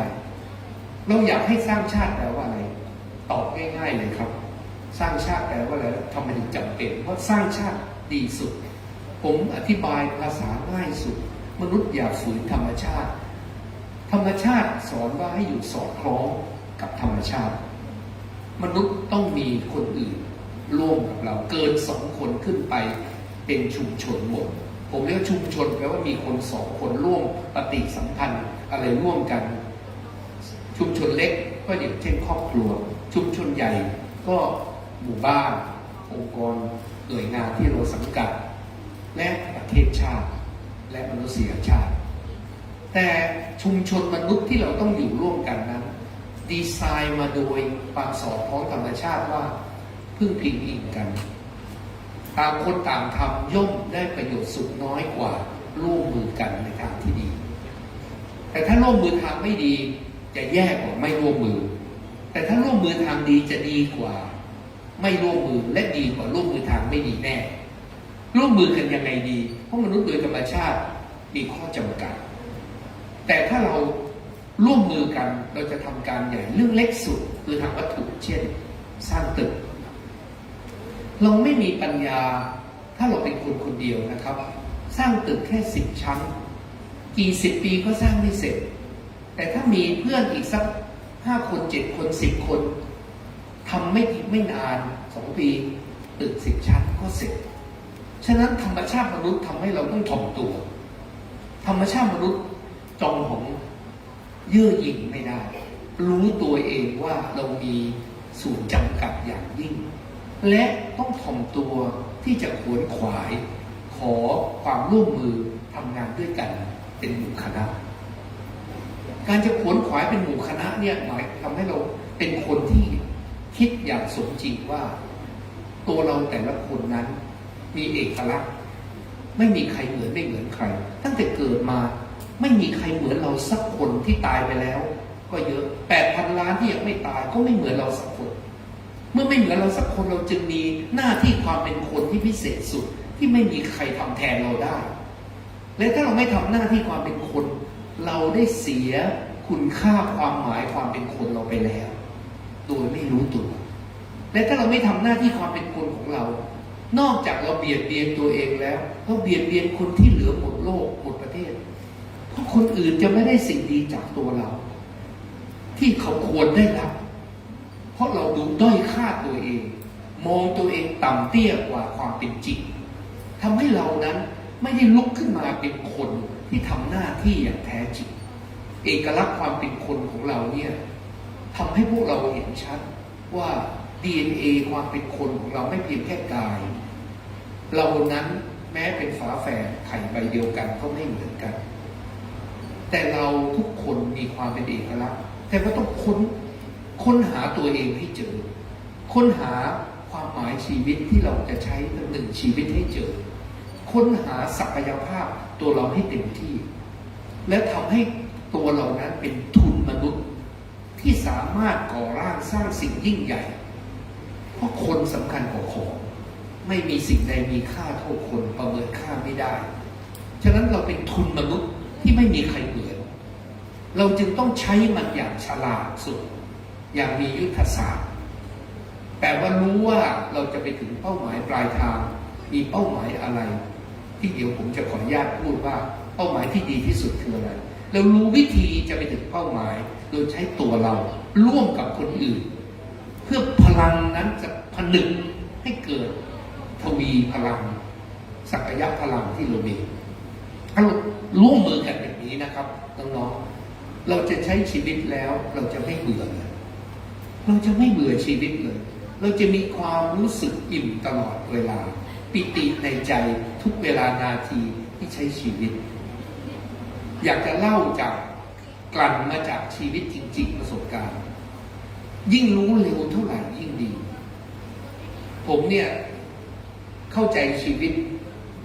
มาตั้งแต่เป็นนักเรียนมัธยมต้นขออนุญาตเล่าให้ฟังว่าค้นหาตัวเองยังไงและอยากทำอะไรและอยากจะชวนน้องไปลองดูว่าใช่ไหมตอนผมอายุ10 กว่าขวบเป็นนักเรียนมัธยมต้นก็เรียนหนังสือสนใจหลักธรรมะสนใจปรัชญาชีวิตอ่านหนังสือนักปราชญ์ตั้งแต่เด็กนักปราชญ์ตะวันตกตะวันออกอ่านหมดตั้งแต่เด็กเป็นคนยืมหนังสือมากที่สุดในห้องสมุดของโรงเรียนที่เก่าแก่ที่สุดแห่งหนึ่งในประเทศไทยว่าเก่าแก่ที่สุดก็น่าจะใช่ไปดูหนังสือที่ข้างหลังห้องสมุดในปั๊มเนี่ยยืมเยอะกว่าใครเพิ่งอ่านภาษาอังกฤษได้ด้วยก็เลยอ่านตำราของนักปราชญ์ได้โจทย์ชีวิตที่ดีแต่ไม่ได้คำตอบท่านตอบฉลาดไปฉลาดมาแต่ตอบโจทย์ชีวิตตอนเป็นเด็กว่าเราจะอยู่ทุกขณะจิตให้มีค่าอย่างไรได้คำตอบเบื้องต้นกับตัวเองก็บอกว่าเราต้องจริงใจเกิดประสบการณ์ชีวิตที่นักปราชญ์ในหลังๆเรียกว่า existentialism คือการปรากฏขึ้นแห่งการเข้าใจตัวตนของเราโดยการลงมือไปทำผมเองก็เห็นคนขอทานยืนขอทานอยู่หน้าโรงเรียนสงสารก็แบ่งค่าขนมให้แบบเด็กทุกวันจนคิดได้ว่าไม่ยั่งยืนต้องให้ความรู้คนที่พิการเพราะเขาพิการชิ้นเดียวคือตาถ้าเขามีความรู้เขาจะอยู่ได้โดยไม่ต้องพึ่งพาและอยู่แบบอนาถาจึงไปเรียนภาษาคนตาบอดที่เอามือคลำแปลหนังสือให้คนตาบอดเป็นเด็กที่ไม่มีเวลาเป็นเด็กเลยครับวันหยุด2 วันต่อสัปดาห์1 ใน 7 วัน 4 ปีเต็มไปช่วยคนตาบอดและไปช่วยเด็กกำพร้าจึงคุกคลีอยู่กับเด็กเข้าใจโลกเด็กที่ขาดแคลนผู้ใหญ่เด็กกำพร้าเป็นเช่นใด อีก1 วันใน7 วันที่เป็นวันหยุด4 ปีเต็มไปช่วยคนจนที่ชุมชนแออัดสลัมที่มักกะสันแล้วคิดการใหญ่รวมเพื่อนแต่เด็กเป็นผู้นำโดยธรรมชาติขออนุญาตผู้ใหญ่ในโรงเรียนจะระดมอิฐหินปูนทรายตะปูไม้ระดมเพื่อนไปนอนกลางดินกินกลางทรายที่อีสานไปสร้างโรงเรียนในยุคที่หมู่บ้านมีปัญหามากในประเทศไทยถอยกลับไปจากวันนี้ยาวนานมากไปสร้างโรงเรียนจากศูนย์เงินไม่มีปรากฏการณ์นี้ที่เราลงมือทำเรียนไปทำไปเรียนรู้ด้วยชีวิตด้วยความจริงใจอ่านนักคิดลงมือปฏิบัติชีวิตทั้งคิดและทำถ้าพูดภาษาพระนี่ปฏิยัติด้วยนะปฏิบัติด้วยเลยนะลงมือเลยว่าถ้าไม่ทำเนี่ย learning by doing จะไม่รู้จริงต้องจับต้องได้เป็นโปรเจกต์เหมือนที่ท่านเจ้าพระเดชพระคุณพูดว่าเป็นโปรเจกต์ลงมือทำแปลงนามมาทำเป็นรูปธรรมให้หมดลงมือทำมันจะตระหนักรู้ตื่นรู้ในใจตอนเป็นเด็กก็เลยเป็นแบบนี้ก็ชวนเพื่อนไปหมดเลยมาร่วมมือกันทำกันใหญ่โตทำไปทำมามันเกิดการค่อยๆลึกขึ้นในความเข้าใจว่าชีวิตคืออะไรจะอยู่เพื่ออะไรก็ตอบว่าชีวิตอยู่เพื่อประโยชน์สุขของคนอื่นเห็นแก่ส่วนรวมมากกว่าส่วนตนประโยคนี้อยู่ในใจเกิดขึ้นแต่เด็กคิดในใจว่าเราจะทำประโยชน์ให้มากสุดในการใช้1 ชีวิตให้มีค่าอย่างไรดีเอาละโตขึ้นเราตั้งเป้าอยากจะทำประเทศไทยเป็นประเทศที่น่าอยู่เพราะวันนั้นเห็นคนจนมากในอีสานขอบคุณอีสานที่สอนให้ผมเข้าใจผมไปบ้านคุ้มอำเภอมหาชนะชัยวันนี้อยู่ยโสธรวันนั้นอยู่อุบลราชธานีผมเห็นความจนยุคนั้นแล้วตกใจ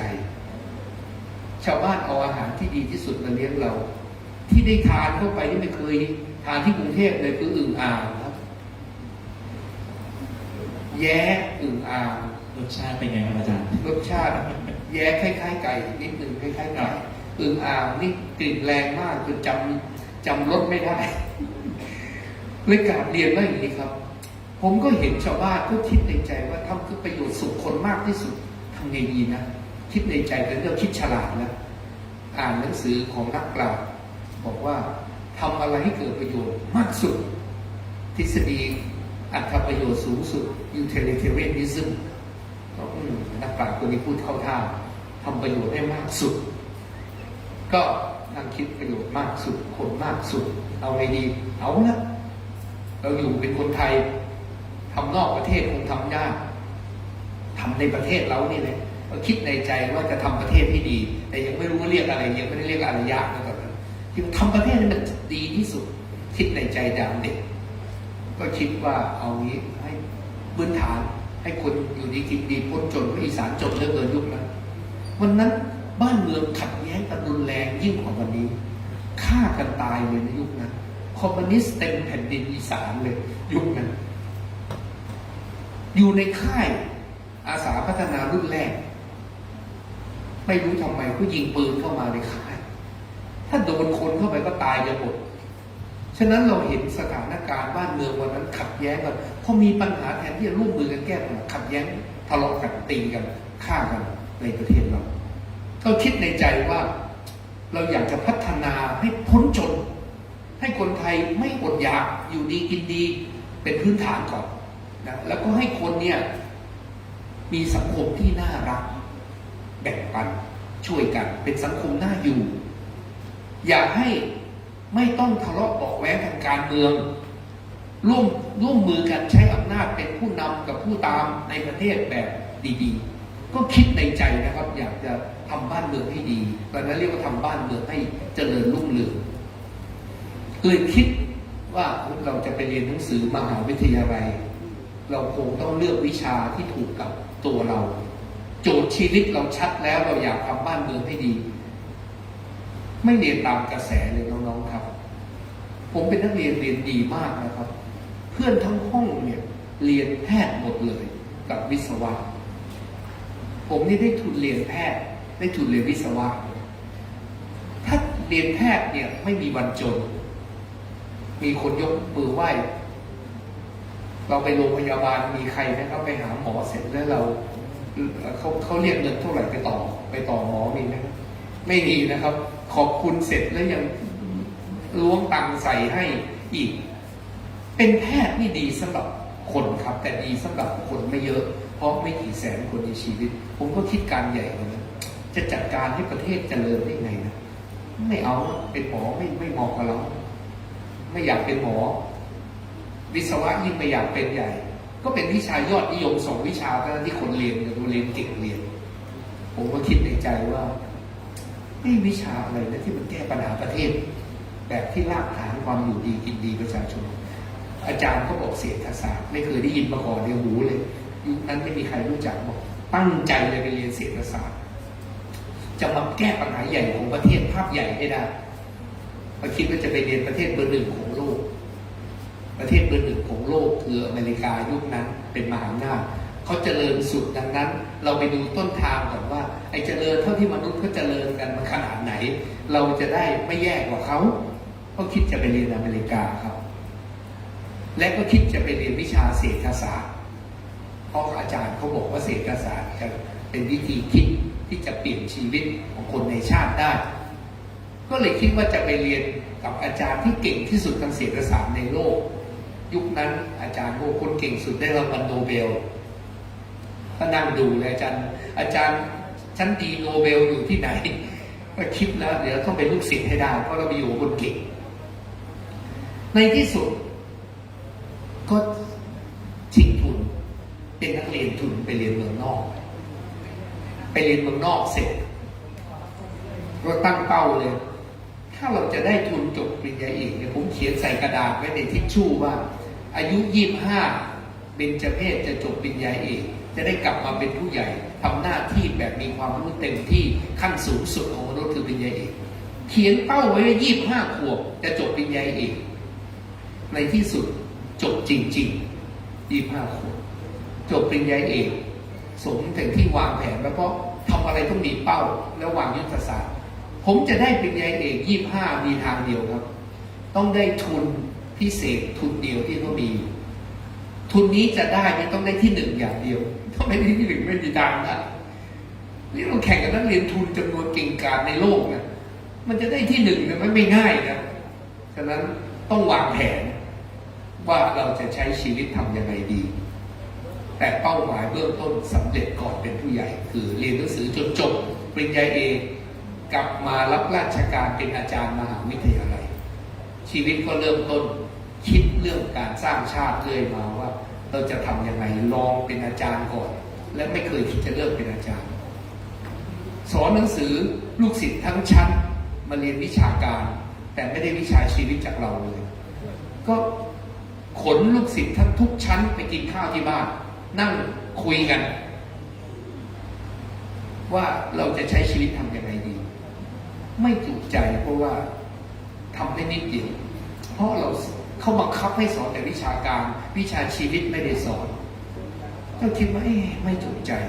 ทำยังไงดีนะเป็นอาจารย์ก็ทำเต็มที่ไม่สำเร็จก็คิดมีอดีตนายกรัฐมนตรีคนดีใช้ได้มาชวนไปบอกว่าไปบริหารประเทศชาติไปขับเคลื่อนประเทศถ้าทำแบบนี้จะช่วยชาติได้อาจารย์อยากจะเปลี่ยนประเทศก็ต้องมาถึงจุดหนึ่งก็ไปลองดูด้วยเต็มใจท่านนายกบอกว่าอาจารย์จะเป็นคนมีศักยภาพน่าจะเป็นหัวหน้าพรรคการเมืองได้ก็เป็นหัวหน้าพรรคของเราผมก็ทำการเมืองเต็มที่มาช่วยลูกพรรคทุกจังหวัดจนมาขอนแก่นเนี่ยก็มาช่วยหาเสียงทำการเมืองจนรู้สึกแล้วว่าการเมืองสำคัญแต่คนผิดประเภทไปอยู่การเมืองหมดคือพวกหวังลาภยศสรรเสริญไปอยู่การเมืองหมดพวกนี้อยากได้ตำแหน่งอยากได้อำนาจคนไปมีอำนาจรัฐที่ไม่มีความมุ่งมั่นอย่างสุดๆที่จะเปลี่ยนประเทศจริงๆก็จะเล่นเกมการเมืองกันตลอดเวลาโดยสรุปไปทำงานการเมืองจนมีความรู้สึกว่าไม่ใช่ทางออกเสียเวลาชีวิต อยู่ต่อไปเราได้ตำแหน่ง ได้ทุกสิ่งที่นักการเมืองเป็นเส้นทางลัดที่ได้ทุกอย่างลาบเลือดสรรเสริญได้หมดไม่ใช่คำตอบไม่ใช่คำตอบแล้วอะไรคือคำตอบการเมืองมันใช้เงินโมโหลานเพราะคนไทยไม่ยอมช่วยกันทำบุญการเมืองผมเรียกว่าทำบุญการเมืองนะพอไปปล่อยให้บริษัทใหญ่เป็นคนให้เงิน หรือให้นักการเมืองไปโกงเงินมาทำการเมืองผลมันก็กลายเป็นแบบที่เห็นเพราะงั้นเราจะไปทำงานในบริษัทที่เขาเชิญไปเพื่อจะชวนเข้ามาช่วยกันไปอยู่บริษัทใหญ่มากในประเทศไม่สำเร็จชวนไม่สำเร็จไม่รู้จะทำยังไงไปอยู่บริษัทใหญ่ในโลกชวนเข้ามาช่วยก็คนต่างชาตินะไปเป็นประธานบริษัทเซมิคอนดักเตอร์ใหญ่ของโลกไปเพราะอยากจะทำความดีช่วยเขาก็ดึงเข้ามาช่วยประเทศไทยให้เจริญก้าวหน้าไม่สำเร็จไม่คิดในใจเอาไงดีนะตอนไปเป็นอาจารย์มหาวิทยาลัยฮาร์วาร์ดก็คิดว่าขาดวิชาสร้างชาติประธานาธิบดีนายกรัฐมนตรีประเทศต่างๆจึงบริหารประเทศไม่ได้เรื่องเลยไม่ได้เรื่องเลยเป็นส่วนใหญ่ก็เลยไปตั้งวิชาสร้างชาติที่มหาวิทยาลัยเบอร์ 1ของโลกชื่อฮาร์วาร์ดคิดขึ้นมาได้ว่าอยู่ต่อไปก็ช่วยนักเรียนไทยได้นิดเดียวช่วยคนในโลกได้เยอะแต่ช่วยนักเรียนไทยได้น้อยคนไทยเข้ามหาวิทยาลัยนี้แทบไม่ได้ก็เลยว่ากลับประเทศไทยดีกว่าแล้วมาตั้งหลักสูตรสถาบันการสร้างชาติเรียกว่า NDI สถาบันการสร้างชาติแล้วก็ทำยังไงก็ไปเอาผู้ใหญ่มาเรียนหมดเลยครับไปเอาผู้ใหญ่มาหมดประเทศเนี่ยมาเรียนตั้งแต่ฝ่ายการเมืองมีนายกมีรองนายกรัฐมนตรี30-40 คนเอาฝ่ายราชการปลัดกระทรวงอธิบดีอัยการศาลตำรวจทหารอธิการบดีศาสตราจารย์ประธานบริษัทและก็นิมนต์พระสงฆ์องค์เจ้ามาตั้งแต่รุ่นแรกหลักสูตรแรกจนทุกหลักสูตรมีพระสงฆ์องค์เจ้ามาร่วมมือกันเพื่อจะเปลี่ยนประเทศให้ได้ว่าถ้าเราจับมือกันประเทศต้องเปลี่ยนในชีวิตเราให้เสร็จทุ่มเทมุ่งมั่นอยากทำสำเร็จโดยไม่ใช้เงินหลวงก็คือใช้วิธีการกฐินใช้วิธีแบบพระป่านะครับก็ช่วยกันแบบจากไม่มีอะไรเนี่ยเสกสิ่งไม่มีที่ดีให้ปรากฏเสมอเริ่มจากคนเดียวอันนี้พวกชักเยอะเพื่อนชักเยอะแถมมีเพื่อนพระมีพระเป็นเพื่อนมีเพื่อนเป็นพระอีกโอ้โหในนี้ไปกันใหญ่เลยนะมีทุกอาชีพมาหมดแล้วทีนี้แล้วก็ลงไปทำงานเพื่อฝากอนาคตคือเยาวชนเพื่อทำอะไรสร้างชาติสร้างชาติแปลง่ายๆเลยน้องเราทุกคนอยู่ในประเทศใดประเทศหนึ่ง200 กว่าประเทศน้องฟังดีๆเลยนะเราทุกคนเกิดตรงไหนเป็นประชาชนชาตินั้นสัญชาตินั้นมันมีคนดีคนชั่วอยู่ปนกันทุกที่ในโลกฉะนั้นจะบริหารสังคมที่มีทั้งคนดีคนชั่วอยู่ปนกันเนี่ยจะทำยังไงนี่หรือโลกจริงถ้าโลกพิเศษคือเราไปเลือกคนออกมาพิเศษแต่โลกจริงมันมีคนดีคนชั่วปนกันอยู่ฉะนั้นเราจะทำประเทศได้ดีโดยคนดีคนชั่วปนกันอยู่ทำไมก็ต้องเอาคนดีขึ้นปกครองพาคนดีขึ้นข้างบนให้ได้คนไม่ดีอยู่ข้างล่างที่ประเทศไหนเอาคนไม่ดีขึ้นข้างบนเอาคนดีอยู่ข้างล่างมันก็ต้องพังทลายกันไปข้างใดข้างหนึ่งฉะนั้นเราจะทำยังไงเราก็ต้องแยกให้ออกว่าใครดีใครไม่ดีและไม่ได้ไปกล่าวหานะสังเกตชีวิตเอาว่าใครเป็นคนดีก็หนุนพวกนี้ขึ้นไปดูแลประเทศชาติให้ได้แบ่งกันทำบางคนก็ไปเป็นข้าราชการบางคนก็ไปเป็นนักการเมืองบางคนก็ไปเป็นนักธุรกิจบางคนก็ไปเป็นอาจารย์บางคนก็ไปเป็นนู่นเป็นนี่ทำให้คนทั้งประเทศเนี่ยเป็นคนเอียงไปทางดีให้ได้แต่ต้องเปลี่ยนความคิดเพราะมันฝืนธรรมชาติมนุษย์ธรรมชาติมนุษย์เอียงทางไม่ดีนะเอียงทางจะทำชั่วเรื่อยจะดึงไปทางดีต้องใช้ความพยายามดึงแต่จะทำได้บังคับไม่ได้ต้องเปลี่ยนใจให้เห็นว่าชีวิตที่ดีที่สุดคือชีวิตที่มีคุณงามความดีตรงนี้คนตกผลึกเท่านั้นจึงจะยอมเป็นคนดี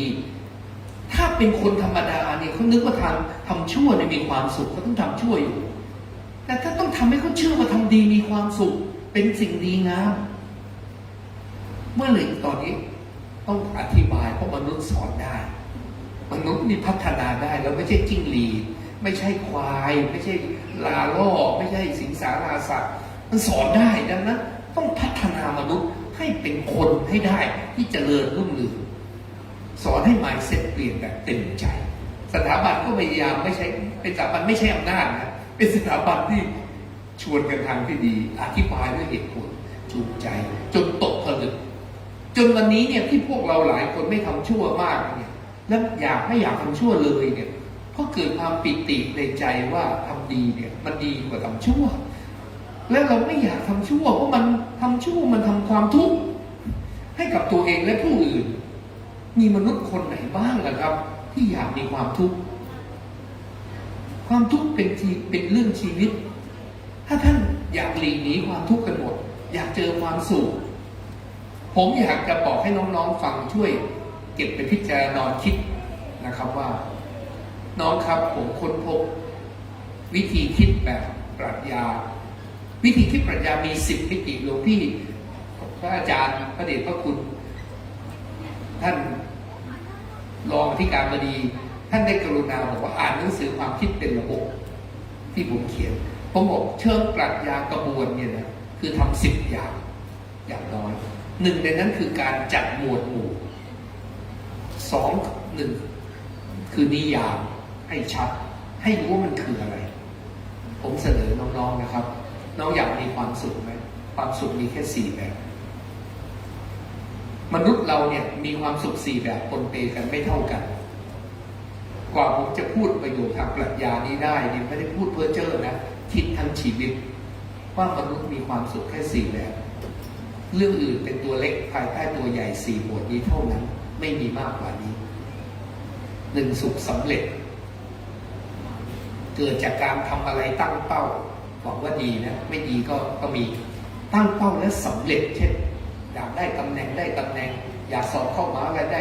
สอบเข้าได้อยากได้เงินทองอยากได้อะไรแล้วได้ตั้งเป้าแล้วสำเร็จเนี่ยมันจะมีความสุขแบบหนึ่งสุขแบบที่1แล้วสุขสำเร็จ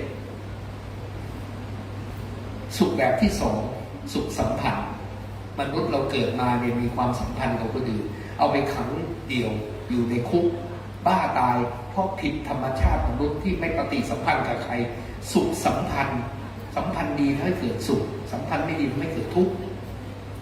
อันที่3สุขสงบพระส่วนใหญ่ที่บวชได้นานเพราะเป็นพระเดชพระคุณที่สนใจความสงบในใจจึงเป็นพระได้นานถ้าเผื่อไม่ชอบความสงบในใจเป็นพระได้แป๊บเดียวบวชตามประเพณีแล้วเลิกสึกหมดสุขสงบผมเรียกว่าสุขสงบนะสุขแบบที่4สุขสารานทีนี้พอคนเข้าใจผิดว่าสารานมายังไงวิ่งหากันใหญ่เลยไปดริ้งนิดนึงก็สารานแล้วไปนั่งไปทำอะไรที่มีความสนุกสนานเด็กเล่นติดเกมเนี่ยเพราะมันสนุกมันสุขสารานเล่นเกมหรือผู้ใหญ่บางทีเชียร์ฟุตบอลเนี่ยโอ้โหสนุกสนานมากมนุษย์ต้องการความสุขสารานสุขสารานไม่ผิดนะถ้าเป็นสารานในเรื่องที่ดีมันไม่ผิดมนุษย์มีแค่นี้ครับ4แบบแล้วผมเขียนไว้ในวันเกิดผมตอนผมปี2538วันที่9 กันยาผมเขียนข้อความไว้ว่าผมค้นพบตกผลึกมาจนถึงปีนั้นถึงปีนี้มันจะ30 ปีแล้วค้นพบว่าความสุขมี4แบบแค่นี้ถ้าเราสามารถเอาความสุขไปสร้างประโยชน์เรียกว่าประโยชน์สุขคือความสุขมี4แบบปนเปกันอยู่แต่ละคนสัดส่วนไม่เท่ากัน 100% แบ่งเป็น4แบบน้ำหนักที่ให้จุดเน้นไม่เท่ากันถ้าความสุขที่เราทำอย่างมีความสุขมันจะอยากทำและถ้าความสุขที่เราอยากทำแล้วมันเกิดประโยชน์โอ้โหเรียกว่าประโยชน์สุขบางทีสุขไม่มีประโยชน์กับสุขมีประโยชน์สุขแบบมีประโยชน์นี่ยิ่งใหญ่มากเกิดประโยชน์สุขประโยชน์กับตัวเองเราเนี่ยง่ายแต่ประโยชน์กับคนอื่นยากกว่าเยอะและมนุษย์เราเนี่ยไม่ได้อยู่เพื่อตัวเองอยู่เพื่อคนอื่นเพราะจักรวาลนี้มีความเชื่อมโยงกันไม่มีใครเป็นอิสระจากกันมีผลต่อกันอย่างโยงใหญ่ดังนั้นถ้าเราสามารถเกิดประโยชน์สุขมากสุดตอนนี้ทฤษฎี utilitarianism ช่วยผมแล้วทำยังไงจะเกิดประโยชน์มากที่สุด กับคนจำนวนมากสุดที่ไปถึงได้จริงสุด อันนี้ผมเริ่มเติมเข้าไปแล้วเริ่มเติมของตัวเองแล้วพูดง่ายคือเยี่ยมต่อยอดอยู่บนนักปราชญ์ราชบัณฑิตทั้งหมดที่คิดเรื่องชีวิตตั้งแต่อริสโตเติลไล่มาถึงพระศาสดาคือเห็นหมดเลยว่ามันไม่ได้ขัดแย้งกันเลยนะเพียงจัดระเบียบความคิดให้เข้าที่จะเกิดประโยชน์สุขยังไงครับทำอะไรหนึ่งชีวิตมี2-3 หมื่นวันจะทำยังไงดีให้เกิดประโยชน์สุขมากที่สุดใน2-3 หมื่นวันกับคนเยอะที่สุดอย่างที่เป็นไปได้จริงสร้างชาติเพราะเป็นที่เดียวที่เราทำให้ประชาชนหมู่ใหญ่สุดที่อยู่กันแบบธรรมชาติมีคนดีคนชั่วคนเปกันมีอำนาจรัฐอยู่และถ้าทำชาติให้ดีได้หน่วยใต้ชาติดีหมดเพราะทุกคนต้องพึ่งพิงอำนาจรัฐและเหนือชาติขึ้นไปก็จะได้ประโยชน์กับโลกดังนั้นเราจะไม่เป็นคนโลก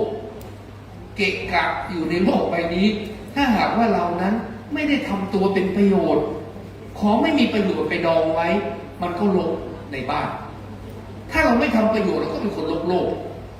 จะทำยังไงเพื่อเราอยากเป็นคนโลกคือทำประโยชน์สุขให้เกิดขึ้นกับตนและผู้อื่นอย่างมากสุดดีสุดเยอะสุดผมบอกว่าสร้างชาติเนี่ยดีสุดนี่แหละทำไมจำเป็นต้องสร้างชาติเพราะว่าทำอย่างอื่นมันได้นิดเดียวเป็นซีกเป็นเสี้ยวครับเป็นซีกเป็นเสี้ยวทุกอย่างที่เราทำมีคุณค่าเพราะมันไปส่งผลลัพธ์ impact ที่หลวงพ่อพระเดชพระคุณท่านพูดเมื่อกี้ว่าต้องมี input output outcome มี impact ผมก็เลยมอบหนังสือให้พระเดชพระคุณไปเล่มหนึ่งที่เป็นทฤษฎีที่ผมสอนฝรั่งไกลกว่าทฤษฎีฝรั่งหมดคือ 8E ฝรั่งสอนแค่ E 3 ตัว 4 ตัวผมเนี่ยบอกมี8 ตัวใส่ input เข้าไปใน process กระบวนการทำให้เกิด output outcome outdo outburst outbound outlast outwin รวมกันทั้งหมดเนี่ยคือทำให้เกิด impact สูงสุดข้ามการเวลาข้ามเขตอะไรล่ะครับที่สร้างชาติถ้าน้องๆยังไม่เข้าใจว่าทำไมสร้างชาติจำเป็นเพราะคนฉลาดทำน้อยได้เยอะทำน้อยได้เยอะยิงปืนนัดเดียวได้นกมาทุกฝูงยิงนัดเดียวจะไปเอา2 ตัว1 ตัว1 ฝูง 2 ฝูงทำไมเอามาทุกฝูงและสร้างชาติทุกฝูงเพราะอะไรเพราะมนุษย์อยู่ด้วยกันมีคนดีคนชั่วต้องควบคุมคนชั่วไม่ให้ทำร้ายคนดีรัฐเท่านั้นที่มีอำนาจนี้ภาษาฝรั่งเรียกว่า force of state อำนาจอธิปไตยคืออำนาจที่รัฐมีกำลังบังคับไม่ให้คนทำชั่วไปทำร้ายคนดีที่อื่นไม่มีนะครับอำนาจรัฐเท่านั้นที่บังคับได้ผ่านกฎหมายกระบวนการยุติธรรมดังนั้นถ้ารัฐไหนไม่อยู่ในรัฐจะเกิดอะไรขึ้นคนก็ไปทุบหัวคนไปทำร้ายไปฆ่าคนไปปล้นสะดมไปข่มขืนคนโดยที่ไม่ต้องมีใครต้องรับผิดชอบต่อใครอยู่ในรัฐเท่านั้นจึงแก้ปัญหานี้ได้อย่างอื่นไม่ได้แต่หน่วยอื่นใช้อำนาจรัฐผ่องถ่ายลงมาจะถึงหมดไปหน่วยย่อยอื่นทั้งหมดแพทยสภาเป็นสมาคมแพทย์แบบหนึ่งมีอำนาจรัฐจึงสามารถถอดนายแพทย์เป็นนายธรรมดาได้เมื่อแพทย์ทำชั่วไม่ได้ทำดีถ้าไม่มีอำนาจรัฐยอมรับแพทยสภาชุมชนแพทยสภาก็ไม่มีพลังแก้ปัญหาฉะนั้นเราจึงต้องไปยึดโยงที่ระดับชาติเพราะมีอำนาจรัฐและอำนาจรัฐที่พวกเราโยงใยไปสร้างนั้นคือสร้างคนเนื้อเยื่อในชาติให้มีจิตใจสร้างชาติจริงๆและปรารถนาอยากให้ประเทศเป็นประเทศที่อยู่กันอย่างมีคุณภาพมีเป้าชัดเจนว่าอยากมีคุณภาพแปลว่าอะไรที่สถาบันเราก็เรียนชนิดอยากให้น้องๆมีโอกาสตอนปิดเทอมมีโอกาสไปเรียนทุกวันสักเดือนนึงเพื่อจะเข้าใจชีวิตของการเป็นเยาวชนที่ทำประโยชน์ตอนเป็นผู้ใหญ่อย่างไรตอนนี้เอาเบื้องต้นในค่ายอยากจะเล่าว่าทำไมต้องสร้างชาติเพราะสร้างอย่างอื่นชกลงหมดมันหายสลายหายไปหมดทำเลยไม่ได้ถ้าสร้างชาติครอบครัวจะดีขึ้นหมู่บ้านจะดีขึ้น องค์กรธุรกิจจะดีขึ้น ราชการจะดีขึ้น พื้นที่จะดีขึ้น หน่วยงานทุกประเภทที่รวมตัวกันทุกแบบดีขึ้นหมด และโลกจะดีขึ้น เพราะ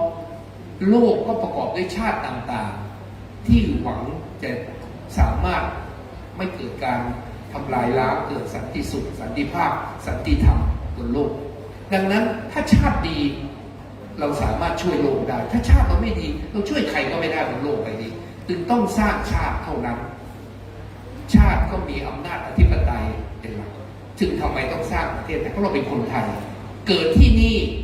เป็นหนี้บุญคุณแผ่นดินนี้ต้องสร้างประเทศของเราให้เจริญจึงอยากเล่าน้องๆว่ามีความจำเป็นต้องสร้างชาติเพราะเรื่องอื่นเป็นตัวย่อยหมดถ้าสร้างชาติได้เรื่องอื่นจะสามารถบูรณาการเข้ามาเกิดประโยชน์สุขได้หมดและคนมากที่สุดจะได้ประโยชน์และมันจะต่อเนื่องยาวนานเพราะชาติไม่ได้ตายไปพร้อมเรามันอยู่ต่อเนื่องได้เมื่อพูดว่าจำเป็นต้องสร้างชาติทำไมเยาวชนจำเป็นขนาดไหนเร็วไหมจำเป็นขนาดไหนจำเป็นถ้าเราฉลาดจะเกิดประโยชน์สุขมากสุดกับคนมากสุดในโลกแบบที่มีความสัมพันธ์อธิปไตยให้ชาติให้เจริญเราเรียกว่าเจริญสูงสุดคืออารยะก้าวไปที่อารยะคือมีชีวิตที่สามารถทำให้ชาติเจริญเป็นคนดีคนเก่งคนกล้าในชาติเป็นคุณสมบัติของคนประจำชาติง่ายๆจำง่ายๆเลยเป็นคนดีเห็นแก่ส่วนรวมมากกว่าส่วนตนเป็นคนเก่งมีความรู้ความสามารถทักษะทำอะไรก็ทำได้หมดมีบุคลิกชีวิตที่รองรับและเป็นคนกล้ายืนหยัดทำสิ่งที่ถูกต้องตั้งแต่เป็นคนอายุน้อยๆทำไมต้องมาเริ่มที่เยาวชนคำตอบเพราะว่าเยาวชนเป็นอนาคตที่ยาวไกลที่สุดทำไมเราเอาเยาวชนวัยนี้ไม่เอาอายุ0 ขวบ1 ขวบเพราะแบบบอกเกินไปคุยกันยังไม่รู้เรื่องเราจึงมาเอาเยาวชนวัยนี้ที่เร็วที่สุดเท่าที่เป็นไปได้เด็กกว่านี้อาจจะคุยกันยังไม่ค่อยรู้เรื่องแก่กว่านี้อาจจะมีปัญหาแปดเปื้อนเยอะแล้วและก็แก้ปัญหาได้ยากจึงเริ่มต้นในวัยที่หวังดีเร็วที่สุดคือกับเยาวชนวัยนี้อยากน้องๆฟังด้วยใจนะครับว่าลองคิดดูว่าใช่ไหมน้องๆไม่ใช้ชีวิตอย่างถูกต้องน้องๆก็ต้องใช้ชีวิตแบบใดแบบหนึ่ง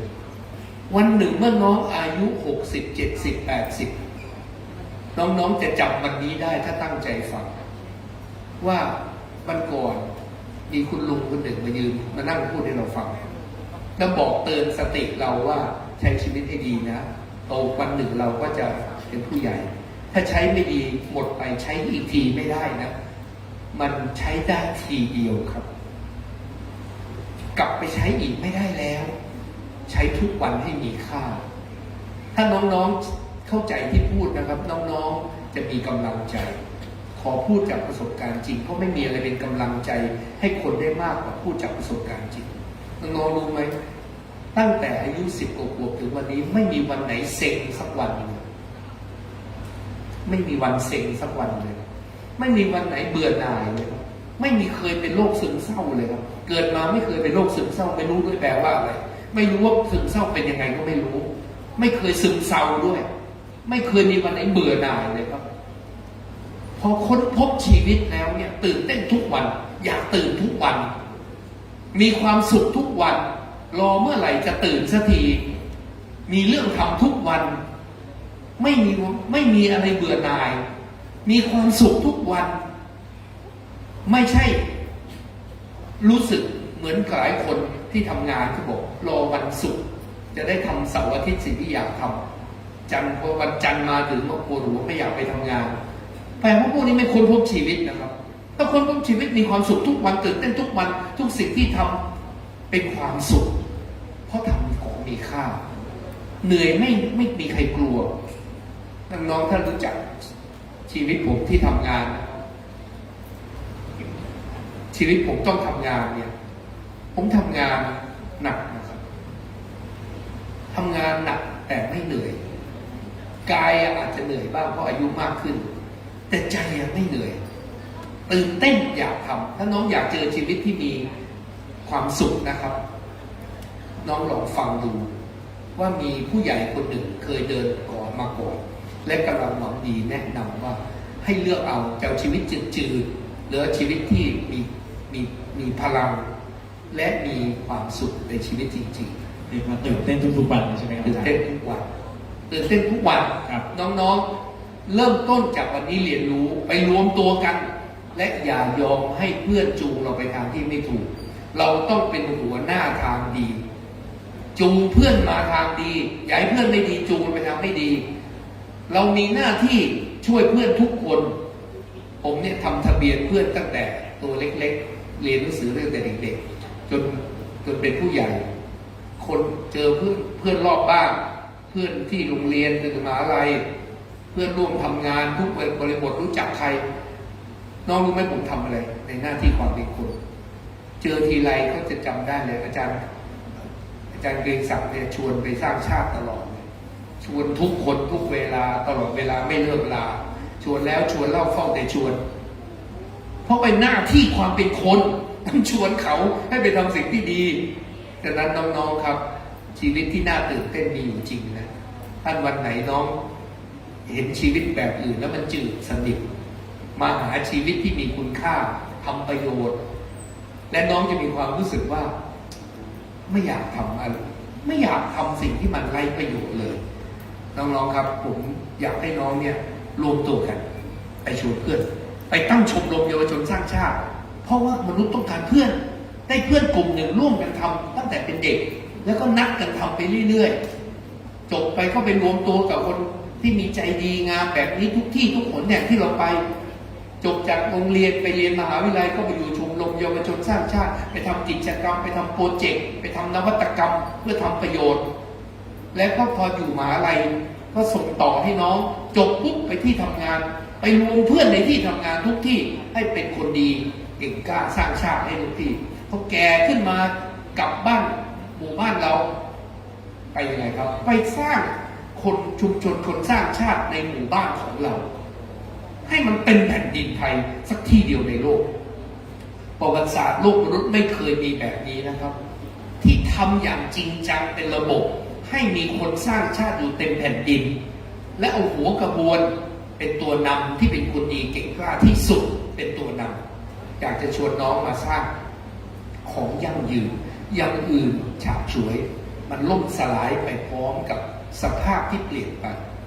ไม่มีอะไรอยู่ยั่งยืนถ้าไม่ทำด้วยที่ชีวิตของคนที่เปลี่ยนไปจริงๆความคิดไปทางไหนชีวิตไปทางนั้นอยากเปลี่ยนโลกเปลี่ยนชีวิตอยากเปลี่ยนชีวิตเปลี่ยนความคิดน้องๆครับวันนี้ที่เราคุยกันเนี่ยผมว่าน้องไม่เด็กเกินไปหรอกที่ฟังไม่รู้เรื่องน้องก็เป็นคนมองหาคุณค่าชีวิตทุกคนเหมือนกันอย่าไปเอาของเพ้อเจ้อมาใส่หัวเราโดยที่ทำลายชีวิตเราเลยเด็กวันนี้อยู่ในโลกดิจิทัลวันหนึ่งเราโดนความสนุกสนานเล่นเกมวันหนึ่งไม่รู้กี่ชั่วโมง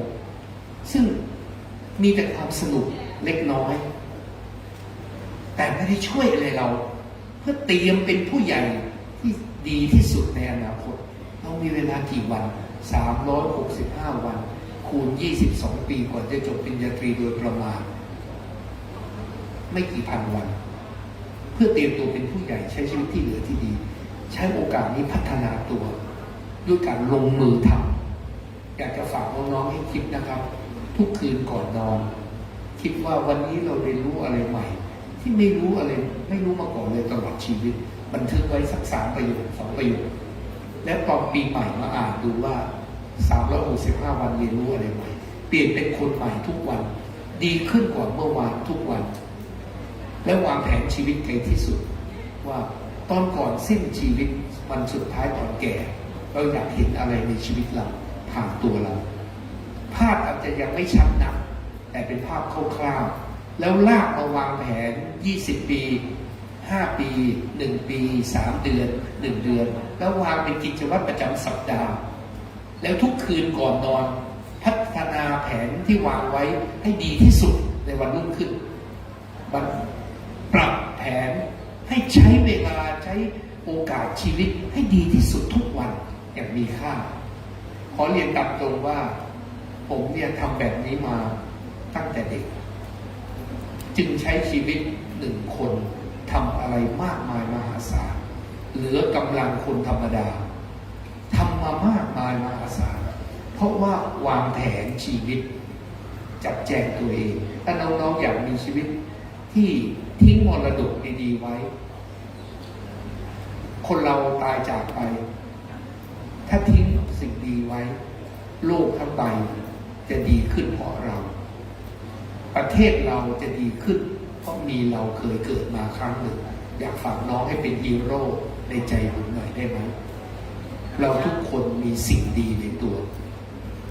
อย่ามีปมด้อย เราไม่เด่นทุกเรื่องแต่เรามีปมเด่นบางเรื่อง ให้ใช้สิ่งดีในตัวเราทำให้ดีที่สุดขอฝากน้องช่วย เอาความคิดเรื่องการทำสิ่งที่ดีงามกลับไปนอนคิด และคุยกับเพื่อนเรื่องจริงจังนี้ อย่าคุยสัพเพเหระอย่างเดียว คุยเรื่องสนุกสัพเพเหระบ้างไม่ว่ากัน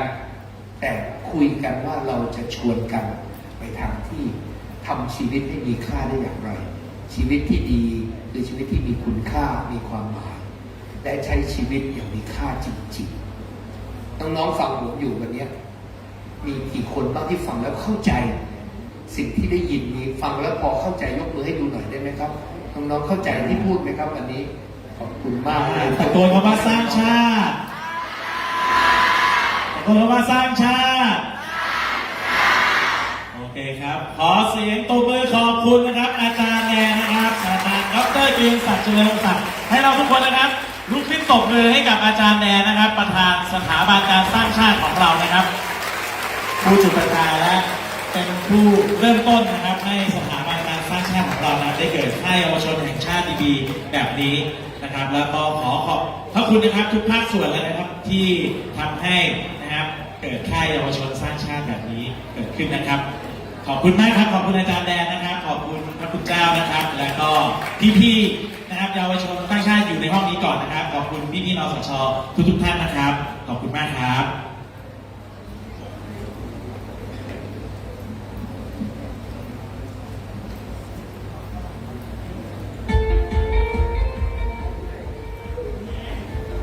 เอาละครับ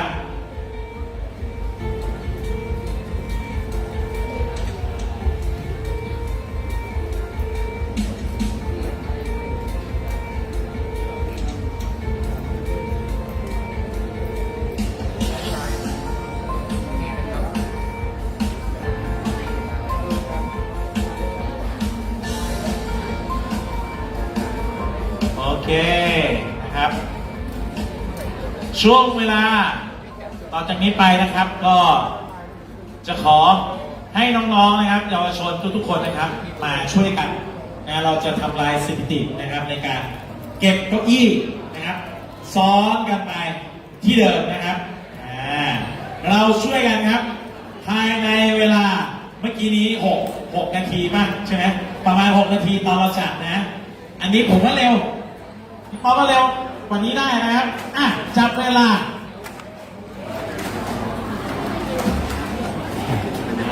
คนละไม้คนละมือช่วยกัน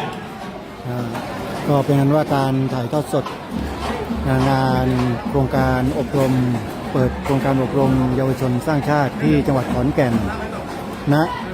ห้องประชุมเฉลิมพระเกียรติ 80 พรรษาที่มหาวิทยาลัยมหาจุฬาลงกรณราชวิทยาลัยวิทยาเขตขอนแก่นก็เสร็จสิ้นลงในช่วงบ่ายแต่เพียงเท่านี้ซึ่งช่วงต่อไปเยาวชนก็จะได้เข้ารับการอบรมในช่วงเวลาที่เหลือต่อจากนี้ก็คงจะได้เปิดโอกาสให้ทีมเข้าอบรมได้ดำเนินการต่อไปช่วงนี้ขอยุติการไลฟ์สดไว้เพียงเท่านี้ก่อนนะท่านผู้ชมแล้วเดี๋ยวเรามาติดตามรับชมในโอกาสต่อไปเดี๋ยวเราเก็บเก้าอี้เซต